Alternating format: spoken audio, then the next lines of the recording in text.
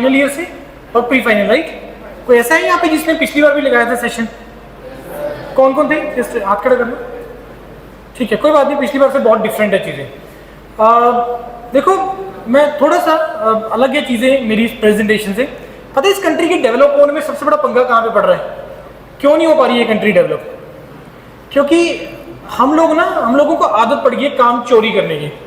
हम लोग अपने काम को ढंग से नहीं करता, कोई भी इंडिविजुअल।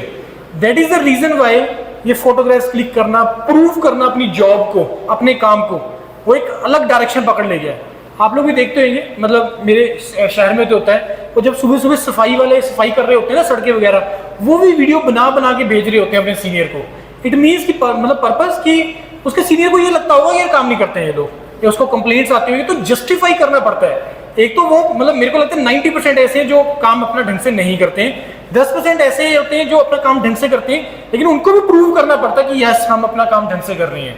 ये बहुत बड़ा प्रॉब्लम हो गया है, और खास करके आपकी आज की यूथ के साथ तो जरूर ये चीज हो गई है। जैसे मैं एग्जांपल देता हूँ कि पहले के टाइम पे जब कोई हाथ से काम करने वाले काम होते थे, जैसे मैकेनिक, मान लो कोई गाड़ी का मैकेनिक, या फिर गाड़ी की रिपेयर का सीखना, या इलेक्ट्रिशियन का काम सीखना, तो पहले के टाइम पे क्या होता था कि लोग वहां पे आते थे, अपने बच्चे को छोड़ के जाते थे, और मतलब जो बोलते थे उस्ताद जी इसको काम सिखा दो, इसको काम सिखा दो। इतने तो मैनर्स रख लो यार, इसको नीचे कर लो, प्रैक्टिकल्स होते हैं, प्लीज फोन को मत यूज करो। तो वो होता था कि वो बोलते थे कि उस्ताद जी इसको काम सिखा दो, काम सिखा दो। और उस टाइम पे कोई पैसे की बात नहीं होती थी, कोई छुट्टी की बात नहीं होती थी, काम की कदर होती थी कि काम सीखा जाए। आज के टाइम पे क्या होता है कि कोई सीखने वाला भी कहीं पे जाता है ना काम करने के लिए, वो पहला चीज पूछता है कितने पैसे दोगे, और कितनी मेरे को छुट्टियां मिलेगी, और कितनी देर के लिए मेरे को काम करना पड़ेगा। मतलब वो काम वाला वैल्यू खत्म हो गया। तभी तो एक अलग चीजें पकड़ ली है ये कि अपने काम को अब हर किसी को प्रूव करना पड़ता है, या जस्टिफिकेशन मांगनी पड़ रही है। और ये बहुत बड़ा प्रॉब्लम है, पता है इस कंट्री के साथ क्यों ये सिस्टम डेवलप हो गया, क्यों उसको वीडियो बना बना के भेजना पड़ रहा है, क्यों उसको जो है फोटोग्राफ भेज भेज के करना पड़ रहा है कि ये देखो मैंने ये करवाया या मैंने ये करवाया। ये नीड नहीं था पहले।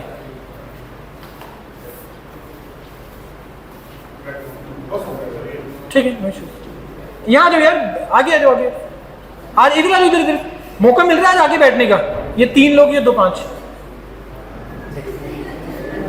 बैठ गए, जैसे वो गेम नहीं खेलते चेयर वाली, जल्दी से बैठ जाओ, यहाँ नहीं बैठोगे आगे। वो यार तुम्हारे लिए बोल रहे हैं, मैं गाना सुनाऊंगा, आगे आ जाओ, आगे आ जाओ। कमाल है, चलो कोई बात नहीं। आप लोग भी 3rd ईयर फाइनल ईयर से हैं जो भी आए हैं? हाँ 3rd ईयर 2nd ईयर से, तो 2nd ईयर के कुछ एक बैठे हैं, 2nd ईयर सारा आ गया, सारे हैं 2nd ईयर के, तो 2nd year 3rd year final year सारे हैं, हाँ है ना? ओके ठीक है। चलो ये मैं प्रेजेंटेशन स्टार्ट करता हूँ। देखो इस प्रेजेंटेशन का पर्पस ये है, 1 मिनट,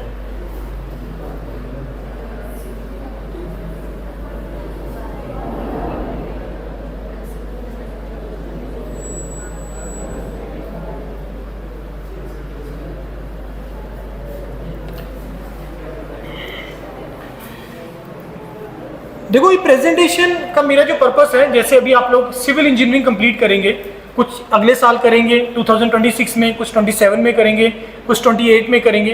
तो पर्पस मेरे इस प्रेजेंटेशन का ये है कि आप लोगों को एक अवेयरनेस देना, एक इन्फॉर्मेशन प्रोवाइड करना कि आप लोग जब बीटेक कंप्लीट करेंगे सिविल इंजीनियरिंग में, other than government job in civil engineering आप लोगों के पास क्या क्या ऑप्शन है, और गवर्नमेंट जॉब में भी आप लोगों के पास क्या क्या ऑप्शन है, और ऐसी इंफॉर्मेशन जो आप लोगों तक राइट इंफॉर्मेशन नहीं पहुंची हुई है, और उस तक का प्रोसीजर, सही तरीका क्या है उन सारी ऑप्शंस को पिक करने का, तो उसके बारे में हम लोग आज जो है वो डिस्कस करेंगे।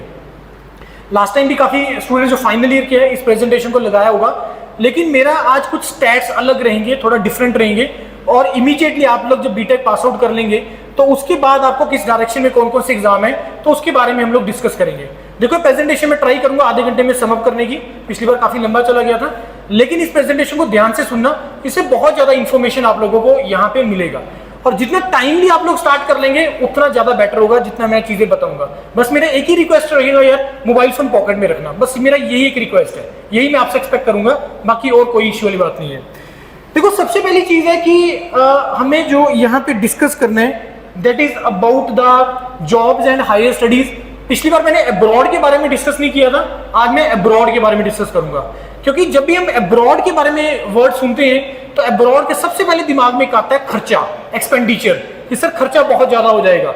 कोई खर्चा नहीं होगा यार, मैं तुम्हें आज बताऊंगा, चाहे तुम मास्टर्स के लिए जा रहे हो या डायरेक्ट पीएचडी के लिए जा रहे हो अब्रॉड में, तो कोई एक्सपेंडिचर तुम्हारा जो है वहां पे नहीं होगा। तो सबसे पहले यार इंजीनियरिंग प्रोफेशन है क्या? अब आप लोगों में से बीटेक इन सिविल इंजीनियरिंग आप लोगों ने चूज किया, तो किस रीजन से चूज किया, उसमें से कुछ रीजन मैं बता देता हूं जो मेरे को लगता है ये हो सकते हैं कि सर मैंने अपनी स्टेट में गवर्नमेंट जॉब करनी है या मैंने गवर्नमेंट जॉब लेनी है, इस कारण से मैंने BTech in civil engineering choose किया। सर मेरे पेरेंट्स ने फोर्स किया, मैं तो कंप्यूटर साइंस चाहता था या मैं तो अदर ब्रांच चाहता था, मैं तो बीटेक ही नहीं करना चाहता था, मेरे को किसी ने फोर्स किया, मैं इस कारण से बीटेक करना चाहा, मैं सिविल में ज्वाइन कर लिया। सर मेरे फ्रेंड्स सिविल इंजीनियरिंग ले रहे थे, इस कारण से मैंने सिविल इंजीनियरिंग ज्वाइन कर लिया। देखो अब जिस भी रीजन से तुमने सिविल इंजीनियरिंग ज्वाइन कर लिया, दैट इज डन। नाउ अब हमें ये देखना है कि अब सिविल इंजीनियरिंग बीटेक करने के बाद मेरे को अब यहां से अब आगे का रास्ता, जर्नी कैसे तय करनी है, वो बहुत इंपॉर्टेंट है। क्योंकि अब अगर यहां से हमें रास्ते ही नहीं पते होंगे कि बीटेक कंप्लीट हो गए, डिग्री मिल गई, अब मेरे पास अलग अलग रास्ते हैं क्या? एक मेरे को रास्ता तो पता ही है कि सर मेरे पास गवर्नमेंट जॉब, जेई और असिस्टेंट इंजीनियर का मेरे पास गवर्नमेंट जॉब का ऑप्शन होता है। अब सबसे पहले अगर मैं उसी के बारे में बात करूं, अगर मैं आप लोगों से क्वेश्चन पूछूं कि पिछली बार इसमें हिमाचल प्रदेश के अंदर जेई का लास्ट टाइम सिविल का रिक्रूटमेंट कब हुआ था? मैंने लास्ट टाइम बताया था, जो फाइनल ईयर में इस टाइम पे है, उस टाइम पे वो 10th स्टैंडर्ड में होते थे, आज तुम लोग फाइनल ईयर में हो, तब हुआ था 2019-20 के आसपास। 2019-20 के आसपास लास्ट टाइम रिक्रूटमेंट हुआ था। दूसरा एई का रिक्रूटमेंट कब हुआ है? ये भी लास्ट टाइम हुआ है, अभी पिछले साल ही हुआ है, जल शक्ति विभाग में हिमुडा के अंदर, और उसके पिछले साल भी हुआ था जल शक्ति विभाग में। पिछली बार हिमुडा के अंदर टोटल 4 वैकेंसीज थी असिस्टेंट इंजीनियर की सिविल की, जल शक्ति विभाग के अंदर 15 वैकेंसीज थी, और उससे पिछले साल जब जल शक्ति विभाग का हुआ तो उसमें आपकी 11 वैकेंसीज थी। तो ये है पिछले 6 साल के अंदर हिमाचल के अंदर जेई या एई के लिए कितनी वैकेंसीज आई सिविल ब्रांच के लिए। अब सोचो 2019-20 से लेके अभी तक कितना स्टूडेंट हिमाचल के अंदर पास आउट हो चुके हैं डिप्लोमा का, जो जेई के लिए टारगेट कर रहा है, कितना स्टूडेंट ऐसा है जो बीटेक का पास आउट हो चुके हैं, जो एई के लिए पास आउट हो रहे हैं, और बहुत सारे ऐसे स्टूडेंट जिन्होंने मास्टर्स भी कर लिया होगा, और उसके पीछे और 5 साल चले जाओ तो ये सारे पिछले 10 साल के स्टूडेंट्स ऐसे हैं जो वेट कर रहे हैं हिमाचल के अंदर जेई और एई की वैकेंसीज को लेके। लेकिन ट्रबल कहां पे है? हिमाचल एज ए स्टेट की बात करते हैं, ट्रबल कहां पे है? हिमाचल में जेई और एई के वैकेंसीज क्यों नहीं आ रहा है? अगर आता है तो कम क्यों आता है? अब मैं आपसे पूछ रहा हूं एक क्वेश्चन कि जब आप एज ए सिविल इंजीनियर, आपके पास कौन कौन से डिपार्टमेंट्स होते हैं जहां पे आप अप्लाई कर सकते हो एज ए गवर्नमेंट जॉब? कहां पे वैकेंसीज निकलती हैं? कौन कौन से डिपार्टमेंट्स होते हैं? 2 तो मैंने बोल ही दी आपको, कौन कौन से?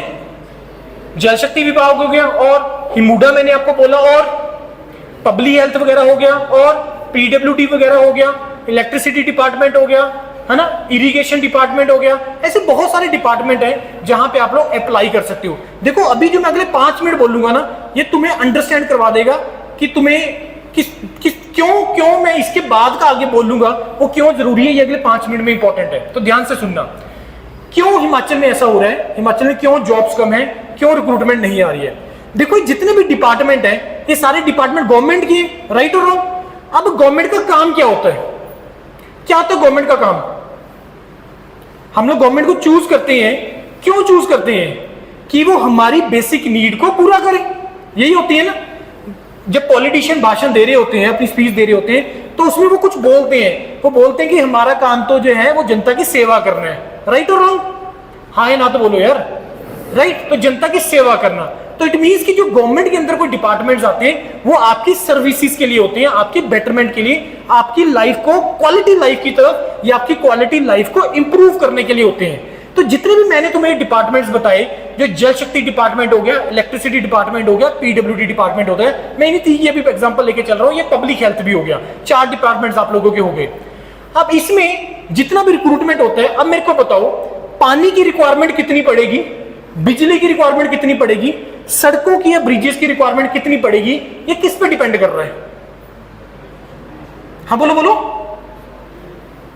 कितना पानी का नीड है, कितना सड़कों का नीड है, कितना आप लोगों को दवाइयों का नीड है, या कितना आप लोगों को इलेक्ट्रिसिटी का नीड है, ये किस पे डिपेंड कर रहा है?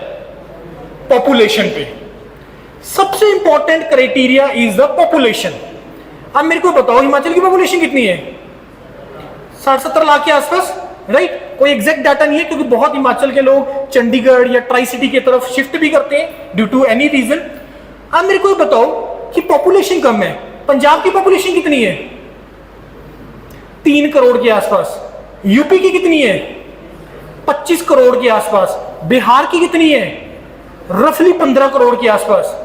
अब मेरे को ये बताओ सोच के कि आपने बोला कि सर पॉपुलेशन से रिलेटेड है, अगर जितनी ज्यादा पॉपुलेशन होगी उतना ज्यादा नीड होगा पानी का, इलेक्ट्रिसिटी का, और उसी हिसाब से उतने बंदों का नीड होगा, उतने जेई का रिक्वायरमेंट होगा, उतना एई का रिक्वायरमेंट होगा, उतना लेबर का रिक्वायरमेंट होगा। इतनी चीज समझ में आ रही है? अब ट्रबल क्या आ रहा है हिमाचल के अंदर कि अच्छा उसके बाद ये जितने भी डिपार्टमेंट्स हैं क्या ये पैसा कमा रहे हैं? ये पैसा कमाते हैं? आप लोगों से पैसा कमा रहे हैं? आप लोगों से? हाँ, कमाते हैं आप लोगों से? हाँ ना तो बोलो, नहीं कमाते हैं। सड़कें बन रही है, कहां से पैसा कमाया जा रहा है? आप बोलोगे सर रोड टैक्स होता है या ये अपना जो टोल टैक्स वगैरह हो गए हैं। नहीं, ये कुछ अलग चीजें हैं। आपको पानी दिया जा रहा है, ठीक है, बिल आता है, लेकिन कितना पानी दिया जा रहा है उसके अगेंस्ट कितना बिल आ रहा है वो ना के बराबर है। इलेक्ट्रिसिटी जितना बिल आ रहा है और जितना वो आपको बिल दे रहे हैं उसके वो ना के बराबर है। तो एक्चुअल में क्या है कि गवर्नमेंट के जितने भी डिपार्टमेंट्स हैं इसका जो काम होता है वो आप लोगों की मेन सेवा करना है, आप लोगों को सर्विसेज क्वालिटी लाइफ प्रोवाइड करना। अब इसके लिए ये जितने भी डिपार्टमेंट्स हैं पैसा कमाते नहीं है, तो जो सैलरीज का जितना भी बोझ है वो सारा का सारा किसके ऊपर आ रहा है? गवर्नमेंट के ऊपर आ रहा है। अब गवर्नमेंट सैलरीज कहां से देती है? कहां से आता है गवर्नमेंट के पास पैसा? टैक्सेस। अब मेरे को बताओ टैक्सेस का सबसे बड़ा सोर्स क्या होते हैं? बिजनेसेस होते हैं। जितना पैसा फ्लो करेगा, जितना पैसा फ्लो करेगा, मैं 1 लाख कमा रहा हूं एक महीने में, मैं 90,000 खर्च कर रहा हूं, और मैं 20,000 खर्च कर रहा हूं और मैं 30,000 ही कमा रहा हूं, तो जितना पैसा सर्कुलेशन में आएगा ना उतना टैक्स गवर्नमेंट के पास ज्यादा आएगा। या जितनी इंडस्ट्रीज ज्यादा होगी, जितनी इंप्लॉयमेंट ज्यादा होगी, उतना ज्यादा गवर्नमेंट के पास टैक्स आएगा। अब ट्रबल क्या आ रहा है सोच के देखो कि हिमाचल के पास यहाँ पे इंप्लॉयमेंट कितनी क्या है? ना के बराबर। इनकम का सोर्स टैक्सेस कहां से आ रहे हैं? आम जो हम लोगों ने जो अपना खाना पीना या जो भी करना होता है वहीं से टैक्सेस है।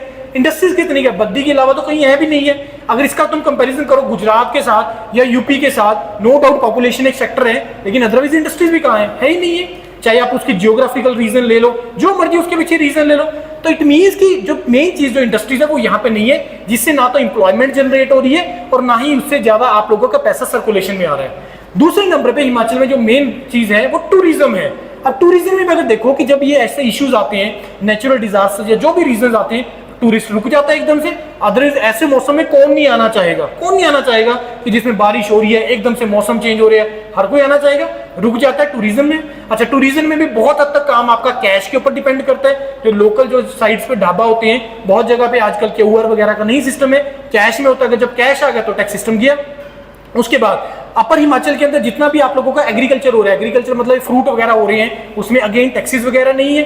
यही सेम प्रॉब्लम पंजाब के साथ भी हो रही है। पंजाब में नो डाउट पॉपुलेशन है, लेकिन पंजाब में भी इंडस्ट्रीज कहां पे है? नहीं है।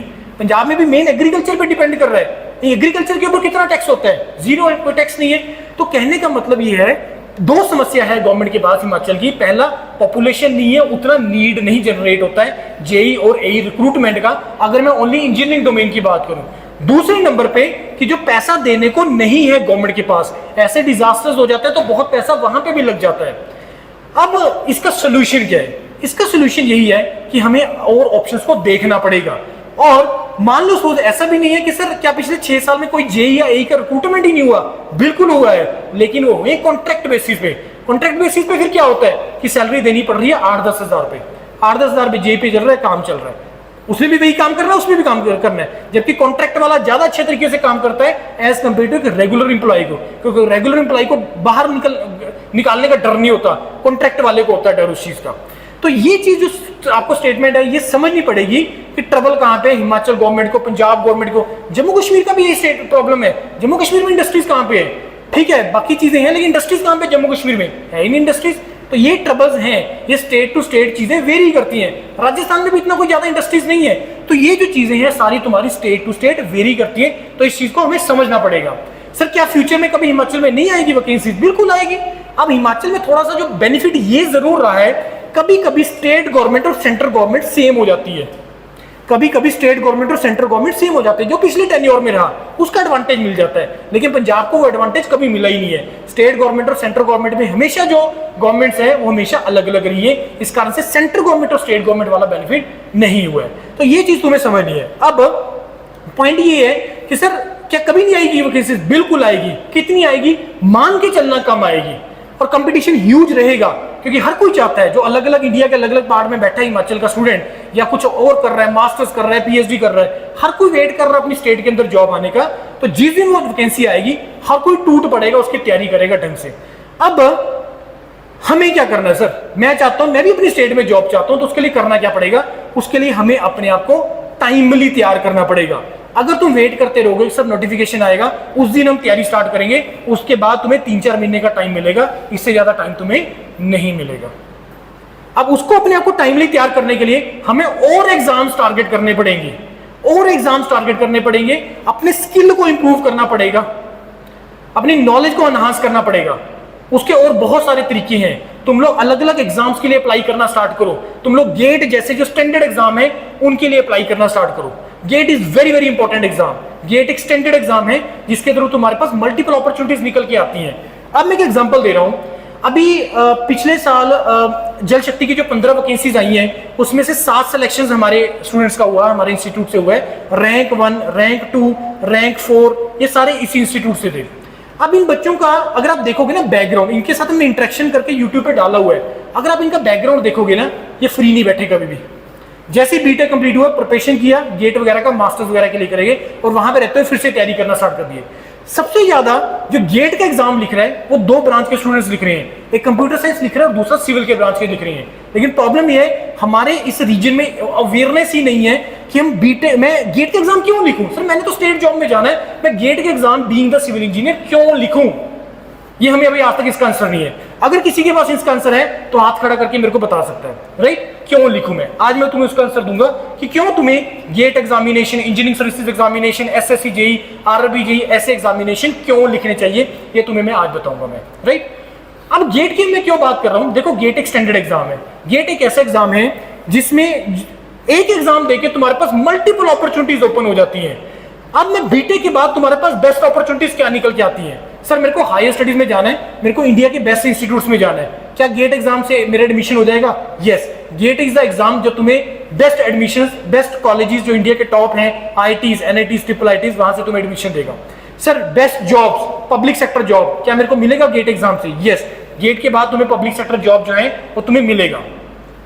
सर मेरे को एंटरप्रेन्योरशिप, मेरे पास आइडियाज हैं, मेरे को इसके लिए इंक्यूबेट करने के लिए मेरे को कोई अपॉर्चुनिटी मिलेगा? Yes, ITs are the platform जो आपके आइडियाज को फ्रक्टिफाई करेगा, जो आप लोगों को वहां पे इंक्यूबेट करेगा। वहां पे आपको रिसोर्सेज मिलेंगे, आपको आपकी हेल्प भी होगी आपके आइडियाज को, आपको उसको एक प्रोडक्ट की फॉर्म में कन्वर्ट करने के लिए। तो गेट इज एग्जाम। सर मेरे को अब्रॉड जाना है, वर्ल्ड के टॉप इंस्टीट्यूट्स में जाना है, यूनिवर्सिटीज में जाना है, क्या गेट एग्जाम देगा? Yes, GATE is the only exam जो एक एग्जाम देने से तुम्हारे पास मल्टीपल अपॉर्चुनिटीज ओपन होती हैं। सर क्या गेट एग्जाम के थ्रू मैं मैनेजमेंट कोर्सेज में जा सकता हूं? यस, मैं जा सकता हूं। तो बहुत सारी ऐसी डोमेन्स हैं जो एक सिंगल एग्जाम देता है, that is called the GATE examination. लेकिन ट्रबल ये आता है कि जैसे हम लोग गेट एग्जाम का नाम सुनते हैं हमारे पास ये 3 फैक्टर सामने आ जाते हैं।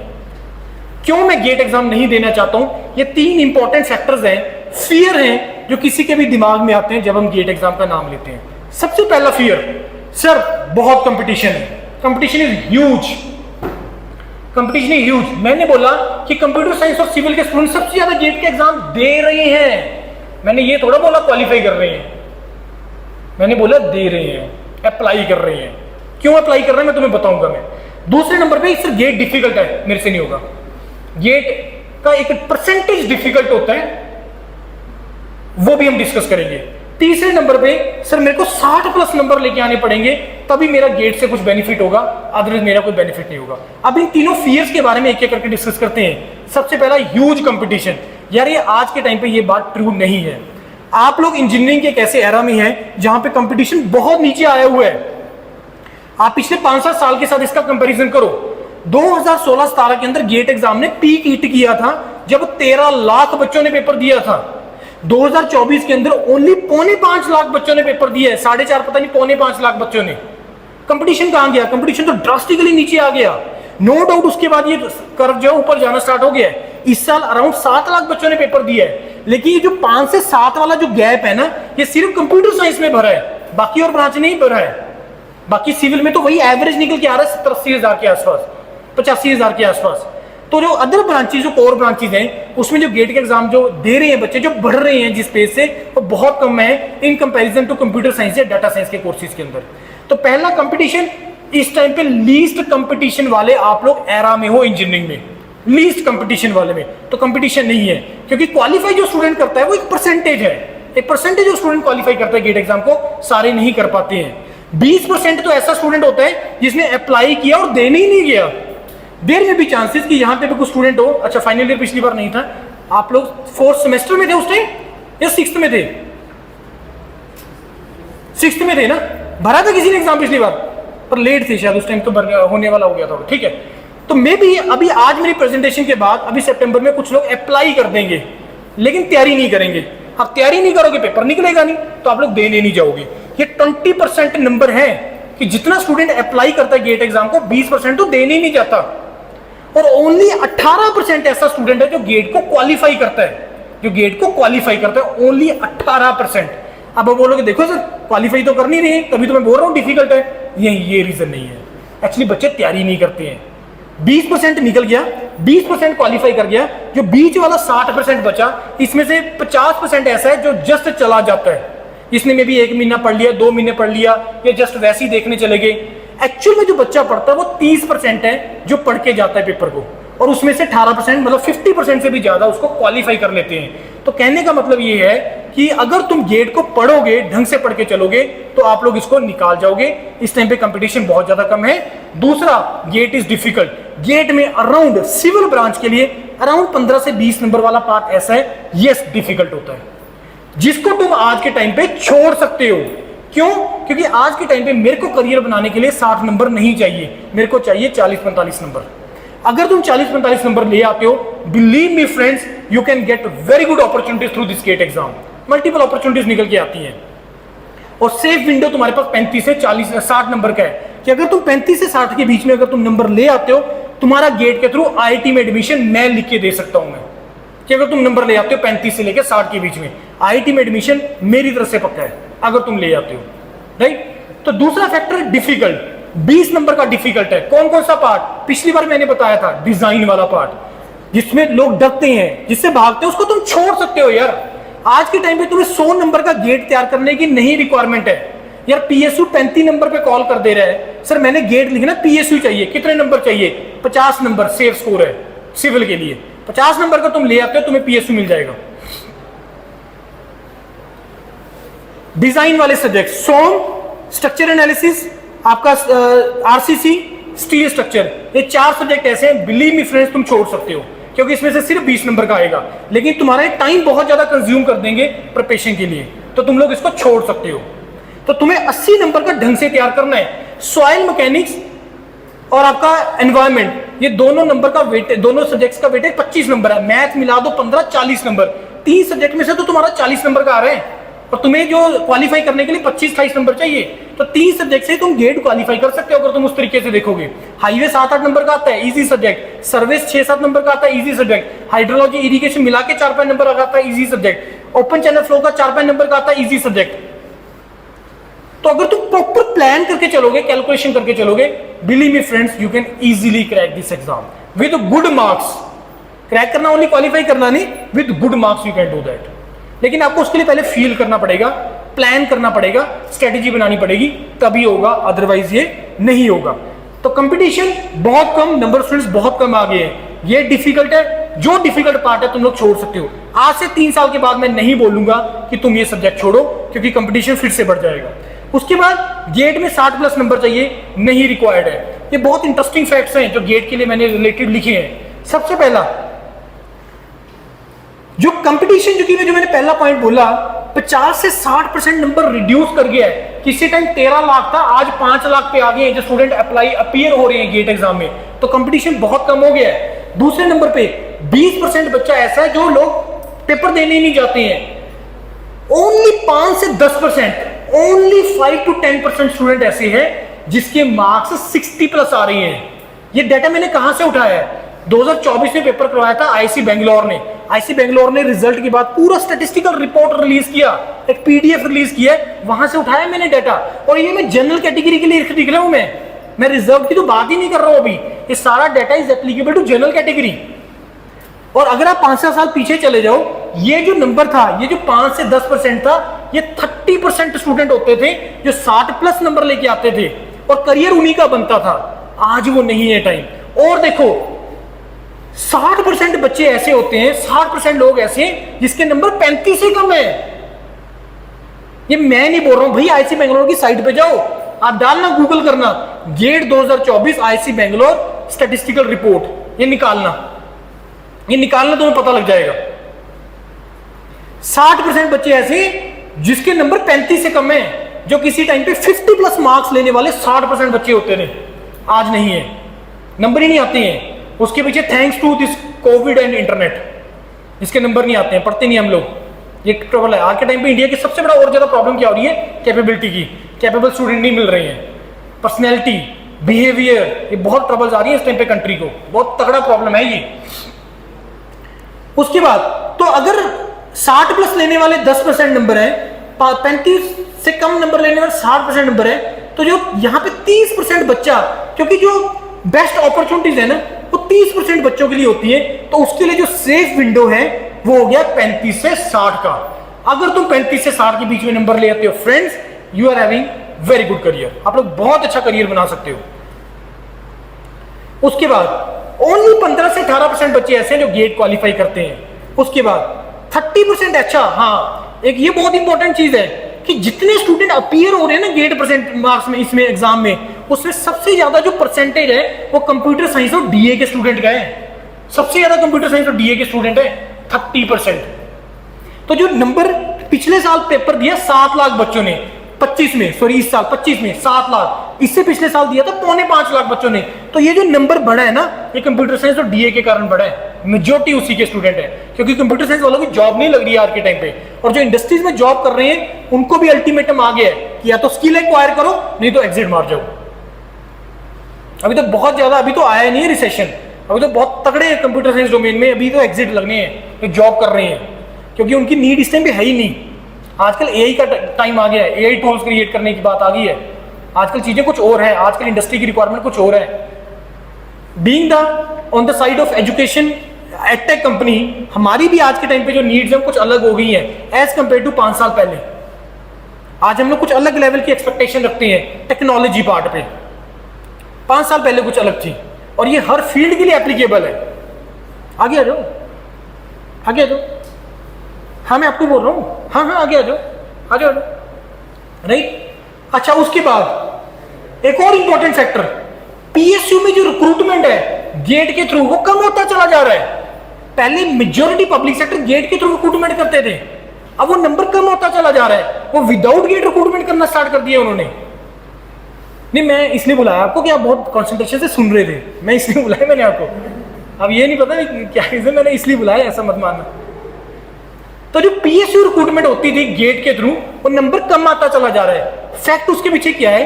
क्योंकि गेट अब बच्चों से क्वालिफाई नहीं हो पा रहा है, कैपेबिलिटी का ट्रबल आ गया, मेहनत नहीं कर रहे हैं हम लोग। अब इस कारण से वो क्या कर रहे हैं, जो विदाउट गेट ले रहे हैं उसमें पेपर का लेवल गेट जैसा नहीं होता है। मैं बताऊंगा तुम्हें उसके बारे में भी।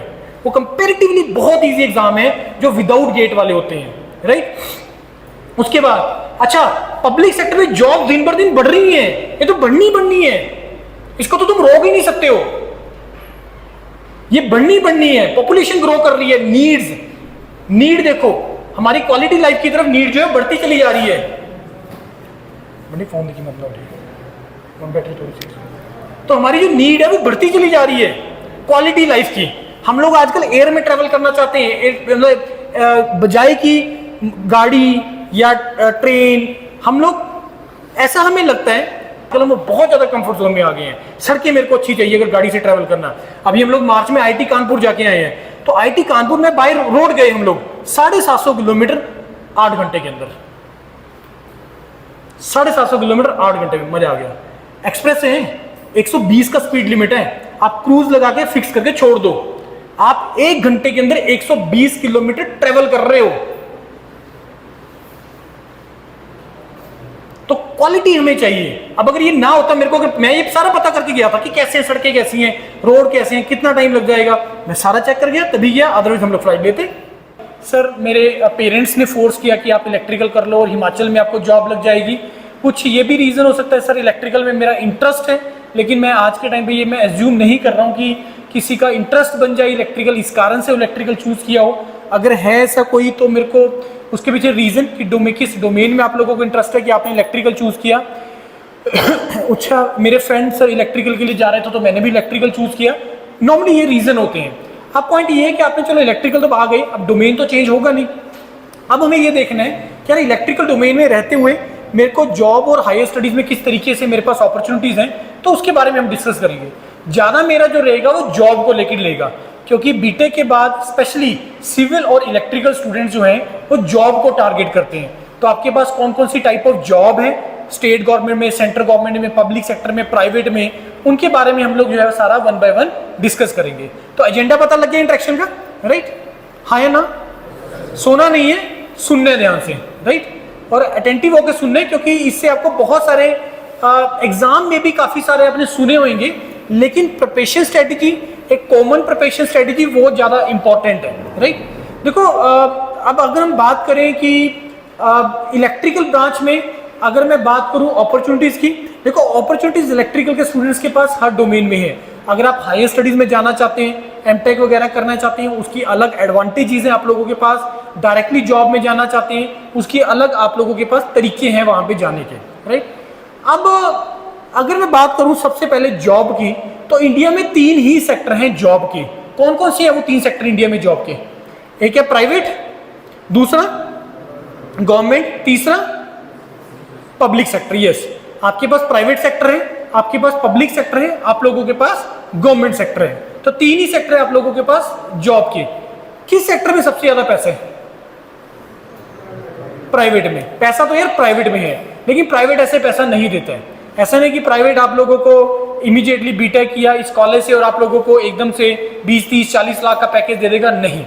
लेकिन ऐसा भी नहीं है, मैंने कॉलेज वर्ड यहाँ पे नाम यूज किया है। अब ऐसा भी नहीं है कि अगर आप इस कॉलेज से हैं तो आपको कभी भी ये चीज नहीं मिल सकती है, आपको मिल सकती है। मैं उसको रास्ता बताऊंगा कि आप कैसे 20, 30, 40, 50 लाख के पैकेज पे कैसे पहुंच सकते हैं। मैं वो तुम्हें रास्ता बताऊंगा कि वो कैसे पॉसिबल है, क्योंकि गवर्नमेंट इतना पैसा तुम्हें नहीं देगा, पब्लिक सेक्टर तुम्हें इतना पैसा नहीं देगा, सिर्फ प्राइवेट ही देगा। तो प्राइवेट किस बेसिस पे तुम्हें वो पैसा देगा, उसके बारे में हम लोग जो है वो डिस्कस करेंगे। तो एक एक करके पॉइंट डिस्कस करते हैं। सबसे पहले यार हम डिस्कस करेंगे जॉब के लिए। तो जॉब में गवर्नमेंट सेक्टर है, प्राइवेट सेक्टर है, पब्लिक सेक्टर है। हायर स्टडीज में ये मेरी प्रेजेंटेशन है जो डिप्लोमा और बीटेक के लिए कॉमन है। तो आपके पास मास्टर्स और इसके बाद आपका डायरेक्ट पीएचडी का ऑप्शन रहता है। अब जॉब में बात करें, जॉब में तुम्हारे पास government job, public sector job और प्राइवेट जॉब, ये जॉब्स होती हैं। अब गवर्नमेंट सेक्टर में जो तुम्हारे पास जॉब्स होती है वो 2 ही तरह की जॉब्स हैं, एक स्टेट गवर्नमेंट जॉब्स है, एक सेंट्रल गवर्नमेंट जॉब्स है।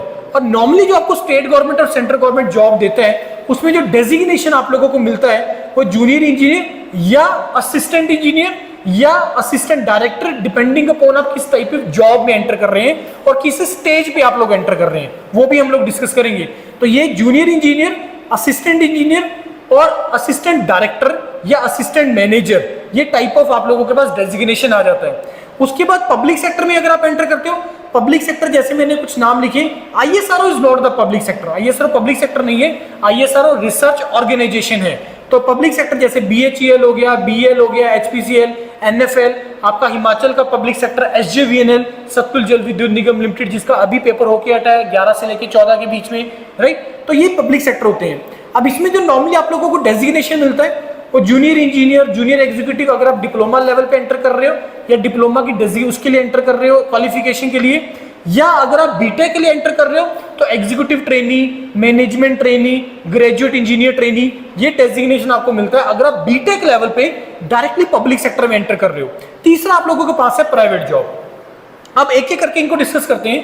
देखो गवर्नमेंट जॉब में आपके पास 2 ही टाइप की जॉब है, एक स्टेट गवर्नमेंट, एक सेंट्रल गवर्नमेंट है। देखो स्टेट गवर्नमेंट जैसे आपका हिमाचल है, तो अगर आपको हिमाचल में आप लोगों को जॉब लेनी है तो आप एज ए जूनियर इंजीनियर या एज ए असिस्टेंट इंजीनियर आप लोग एंटर कर सकते हैं। अब लेकिन स्टेट की कुछ प्रॉब्लम्स होती हैं, स्टेट में कुछ अनसर्टेनिटीज होती हैं। जैसे मैं अगर आप लोगों से क्वेश्चन पूछूं कि यार हिमाचल के अंदर पिछला जेई का रिक्रूटमेंट कब हुआ था?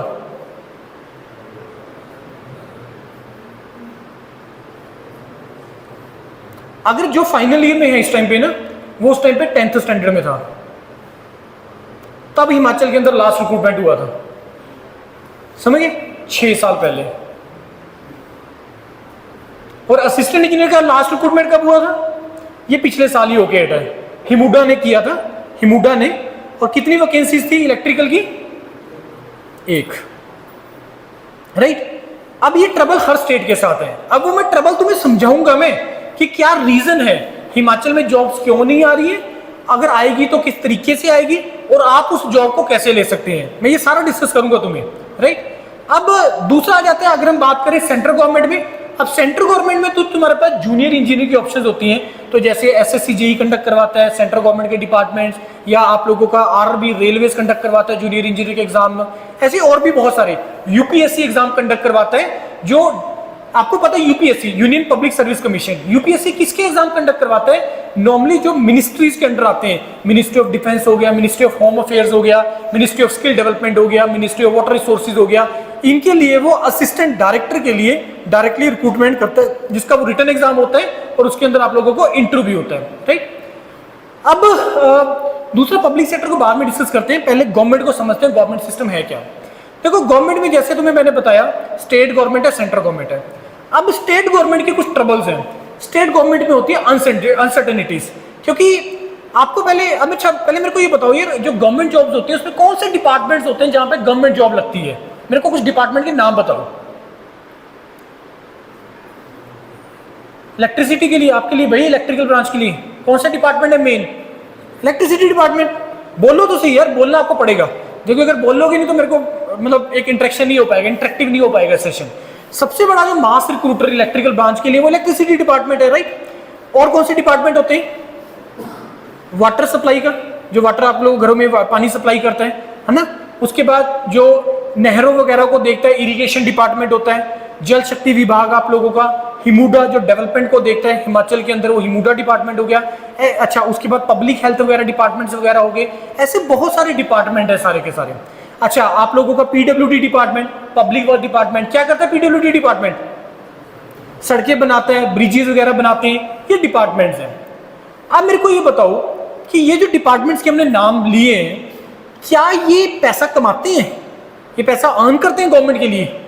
सोच के 2 मिनट के लिए सोचना, क्या ये डिपार्टमेंट, सीपीडब्ल्यूडी डिपार्टमेंट, आपका जल शक्ति विभाग या इलेक्ट्रिसिटी डिपार्टमेंट या पब्लिक हेल्थ डिपार्टमेंट या हिमुडा डिपार्टमेंट, ये क्या आपको पैसा जनरेट करके देते हैं गवर्नमेंट को?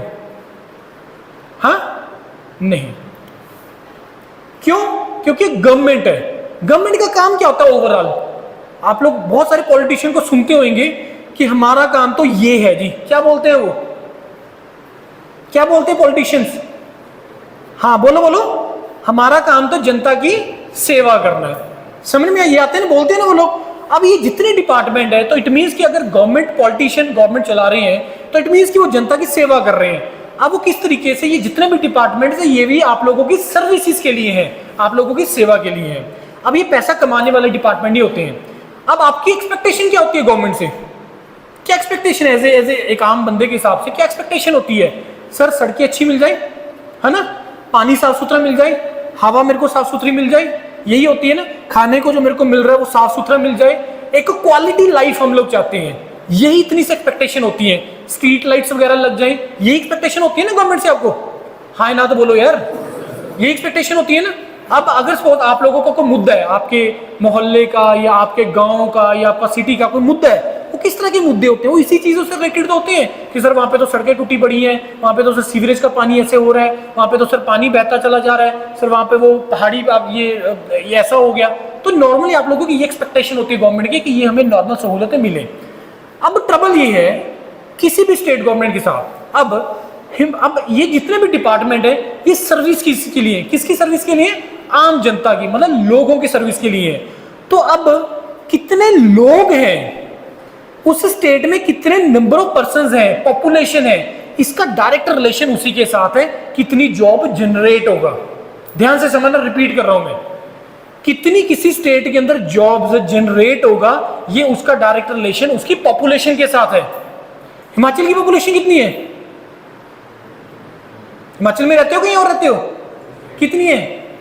बोलो यार, गलत बोल दो, 10 लाख बोल दो। हाँ 70 लाख के आसपास है। गलत बोलो, सही बोलो, बोलना स्टार्ट करो। पंजाब की कितनी है? 3.5 करोड़ के आसपास।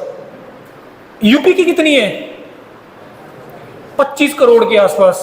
बिहार की कितनी है? 20-22 करोड़ के आसपास। अब आप लोग देखते होंगे कि सिर्फ बिहार और यूपी में तो बहुत एडवर्टीजमेंट निकलती है, हरियाणा में तो बहुत एडवर्टीजमेंट निकलती है, पंजाब में तो बहुत जॉब्स निकलती है, हिमाचल में नहीं निकलती है। समझ में आ रही बात? भाई किसी स्टेट में कितनी पानी की रिक्वायरमेंट है, कितनी बिजली की रिक्वायरमेंट है, कितनी सड़कों की रिक्वायरमेंट है, किस पे डिपेंड कर रहा है? पॉपुलेशन पे। और ट्रबल और क्या रही है कि हिमाचल से बहुत लोग अब शिफ्ट कर रहा है, चंडीगढ़ वगैरह या पंजाब वगैरह या हरियाणा वगैरह शिफ्ट कर रही है। जो भी रीजन है उसके पे, चाहे वो एम्प्लॉयमेंट है, जो भी रीजन है, एक्सवाइजी जो भी रीजन है, तो अब जनरेट किस बेसिस पे होगा? दूसरे नंबर पे अब ये जो डिपार्टमेंट्स है ये पैसा तो कमा नहीं रहे हैं, कमा नहीं ना रही है पैसा, तो उनको सैलरी कहां से देंगे?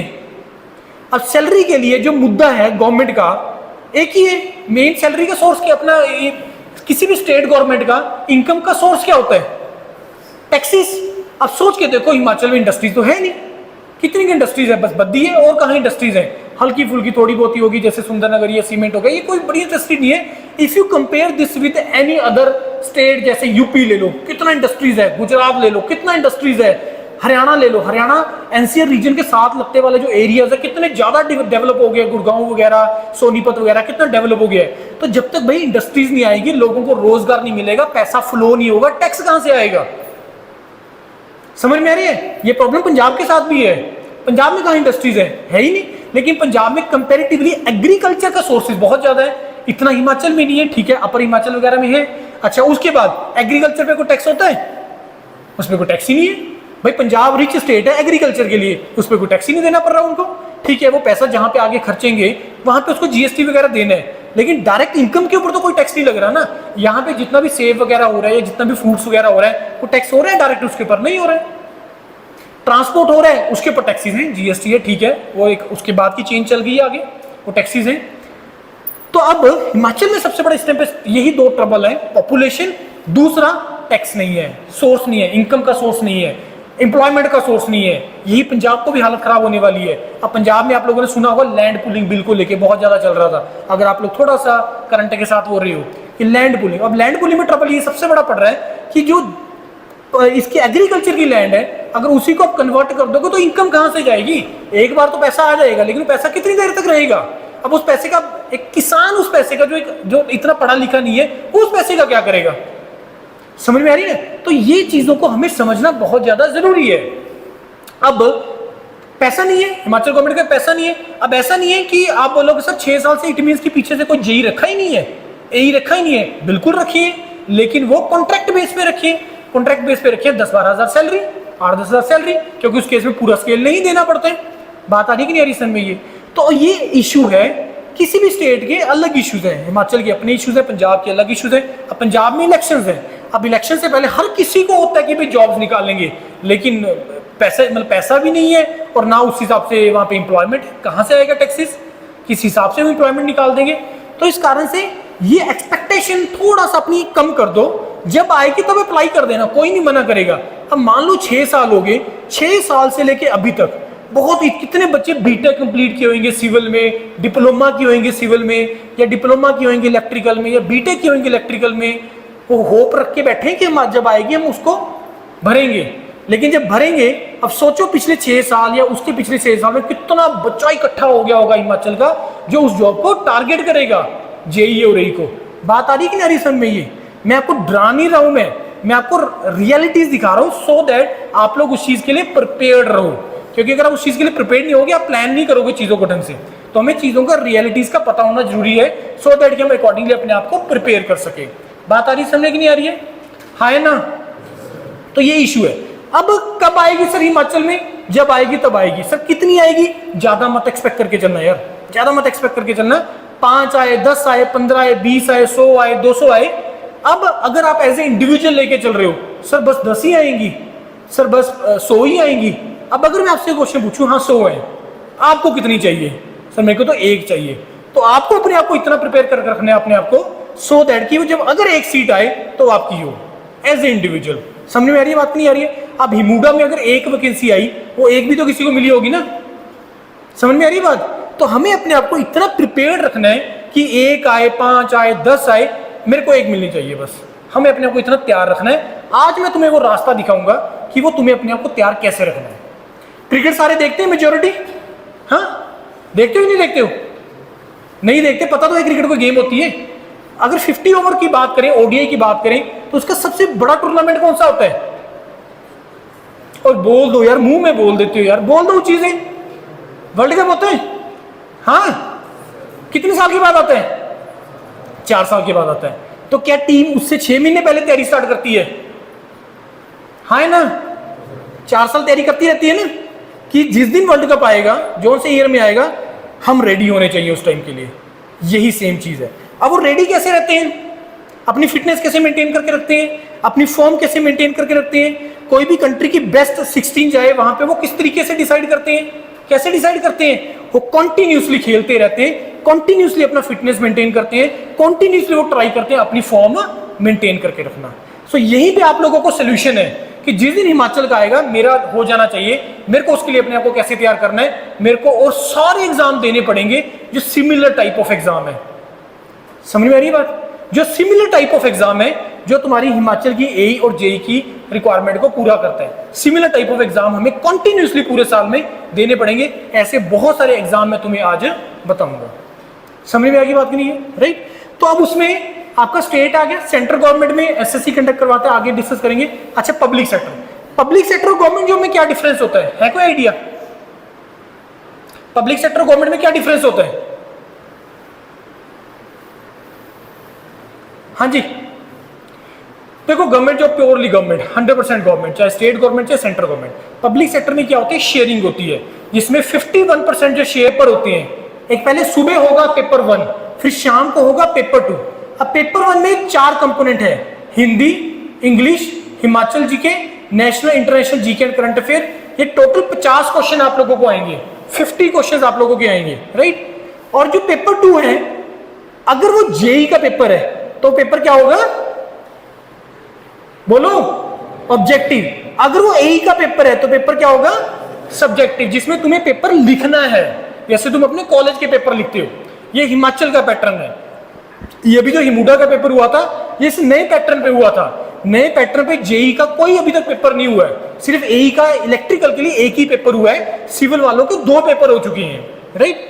तो ये आपका एग्जाम पैटर्न है। अब यहां पे सबसे इंपॉर्टेंट चीज है, ये देखो क्या, पेपर 1 इज क्वालिफाइंग। इसका मतलब क्या है?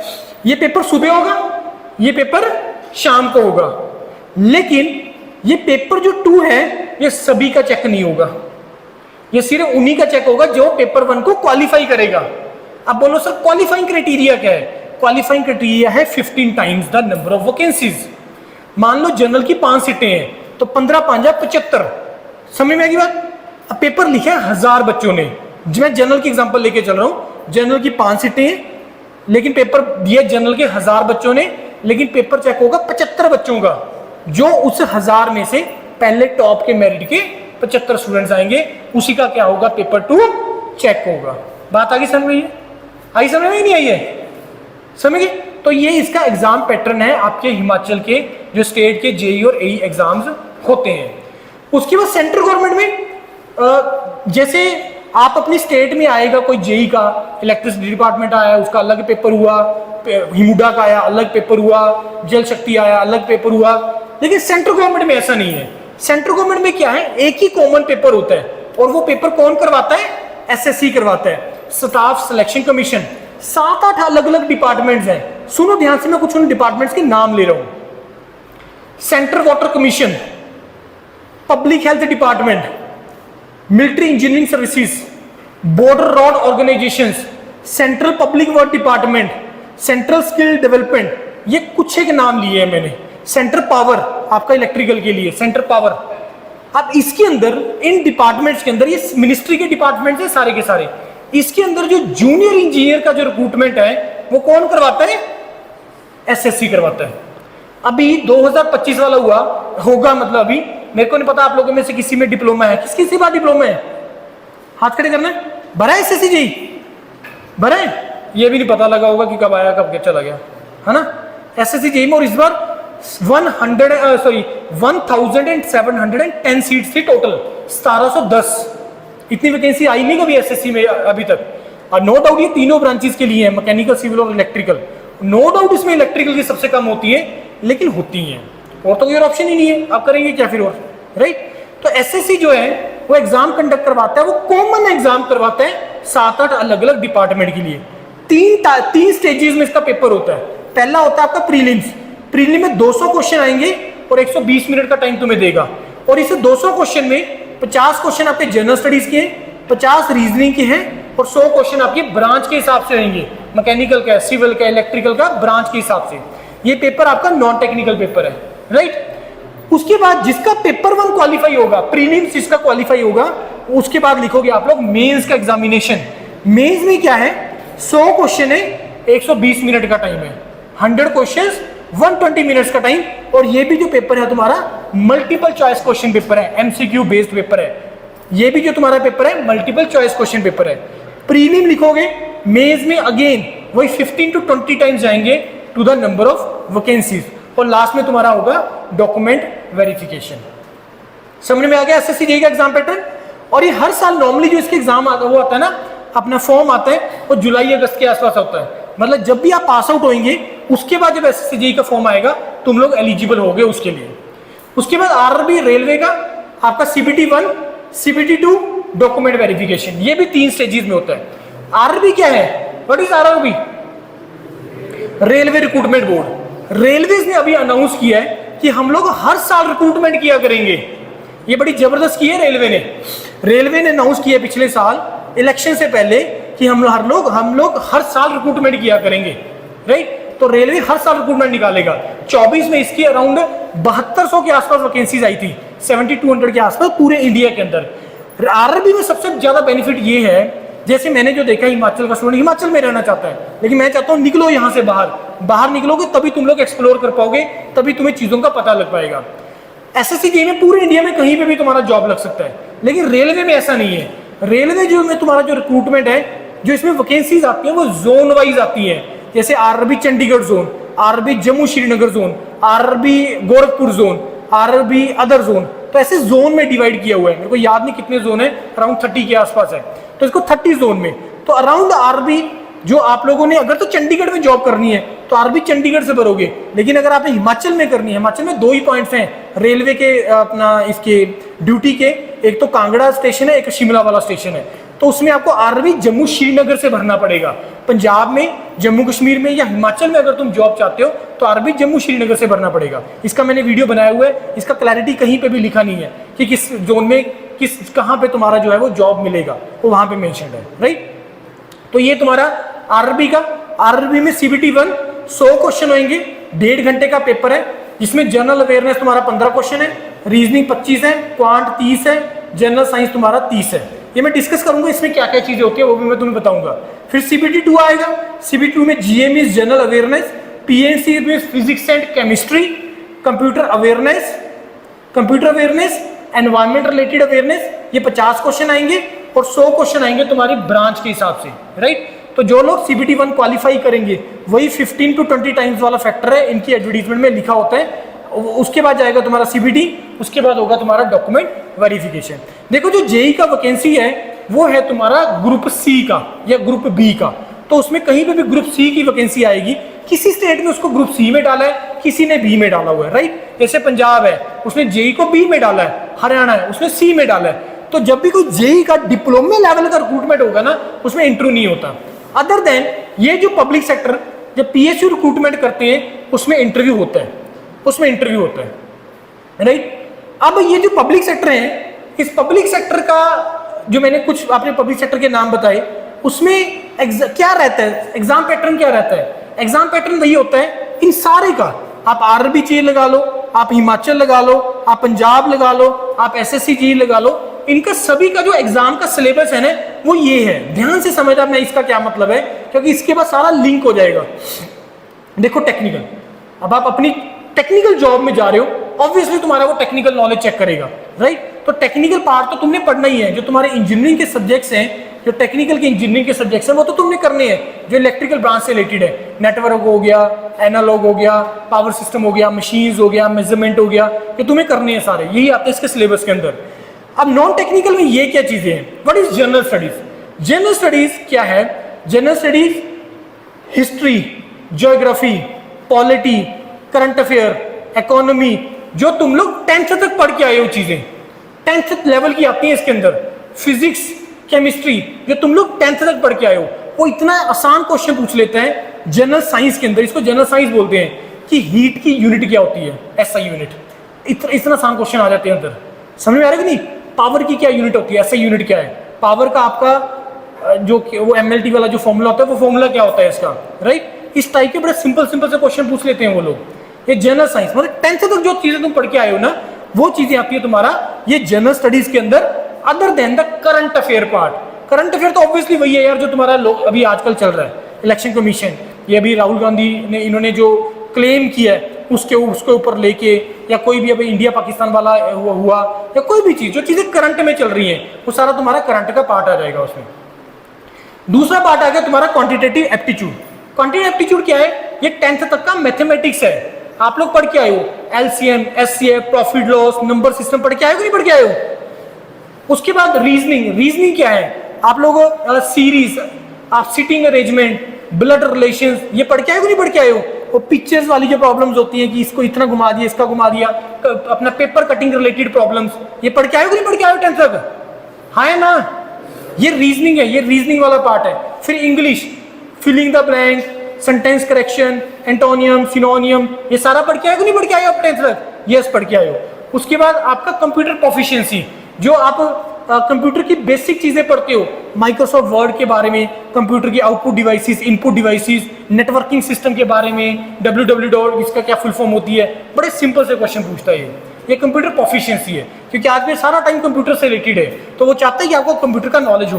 देखो किसी भी एग्जाम का जो सिलेबस है वो उस बेसिस पे आपका सेट होता है पैटर्न, कि उसकी जॉब की रिक्वायरमेंट क्या है, वो जॉब की रिक्वायरमेंट को ध्यान में रखते हुए उसका एग्जाम पैटर्न फिक्स करते हैं। बात आ गई समझ में। अब ये जितने भी मैंने तुम्हें एग्जाम बताया ना, आपकी government jobs, public sector jobs, इनमें सभी में यही चीजें आती हैं, और यही इसका प्रिपरेशन स्ट्रेटेजी है कि कॉमन प्रिपरेशन करो, कॉमन प्रिपरेशन करो, कि आप लोग ये सारा पार्ट कर लो, और जितने मैंने पेपर बताए सारे पेपर देना स्टार्ट करो। पब्लिक सेक्टर के डिप्लोमा लेवल पे, बीटेक लेवल पे, एक साल के अंदर you can write more than 50 exams. एक साल में 50+ एग्जाम लिख सकते हो। बहुत वैकेंसीज आती हैं, बहुत वैकेंसीज आती हैं, लेकिन प्रॉब्लम ये है हम लोग ऐसी जगह पे निगाह रख के बैठे हैं जहां पे पिछले 6 साल से जॉब ही नहीं आया, और जिस दिन आएगा बहुत कम जॉब आएगा। तो हमें अपनी अगर प्रोबेबिलिटी बढ़ानी है, अपनी स्टेट में जॉब लेने की, तो तुम्हें इन एग्जाम को टारगेट करना पड़ेगा, सो दैट कि तुम्हारी प्रिपरेशन वाले मोड में तुम हमेशा रहो, तुम लोगों का फॉर्म ऑलवेज मेंटेन रहे, क्योंकि जब तुम एग्जाम निकालते हो ना, उससे तुम्हें कॉन्फिडेंस मिलता है। तुमने एसएससी जेईई क्रैक कर दिया भाई, अब जॉब लेना, ज्वाइन करना ना करना, ये तो तुम्हारी मर्जी है ना यार। अब अगर तुम बोलो हिमाचल, मैंने सर हिमाचल टारगेट कर रहा हूं, हिमाचल में जॉब्स आ नहीं रही है, दूसरी तुम भर नहीं रहे हो, और इनर्शिया जो शिफ्ट मारता है ना तुम्हारा, अभी तुम पढ़ाई वाले मोड में हो, इससे जब तुम नॉन पढ़ाई वाले मोड में जाते हो ना, थोड़े टाइम के लिए बड़ा इनर्शिया शिफ्ट मार जाता है।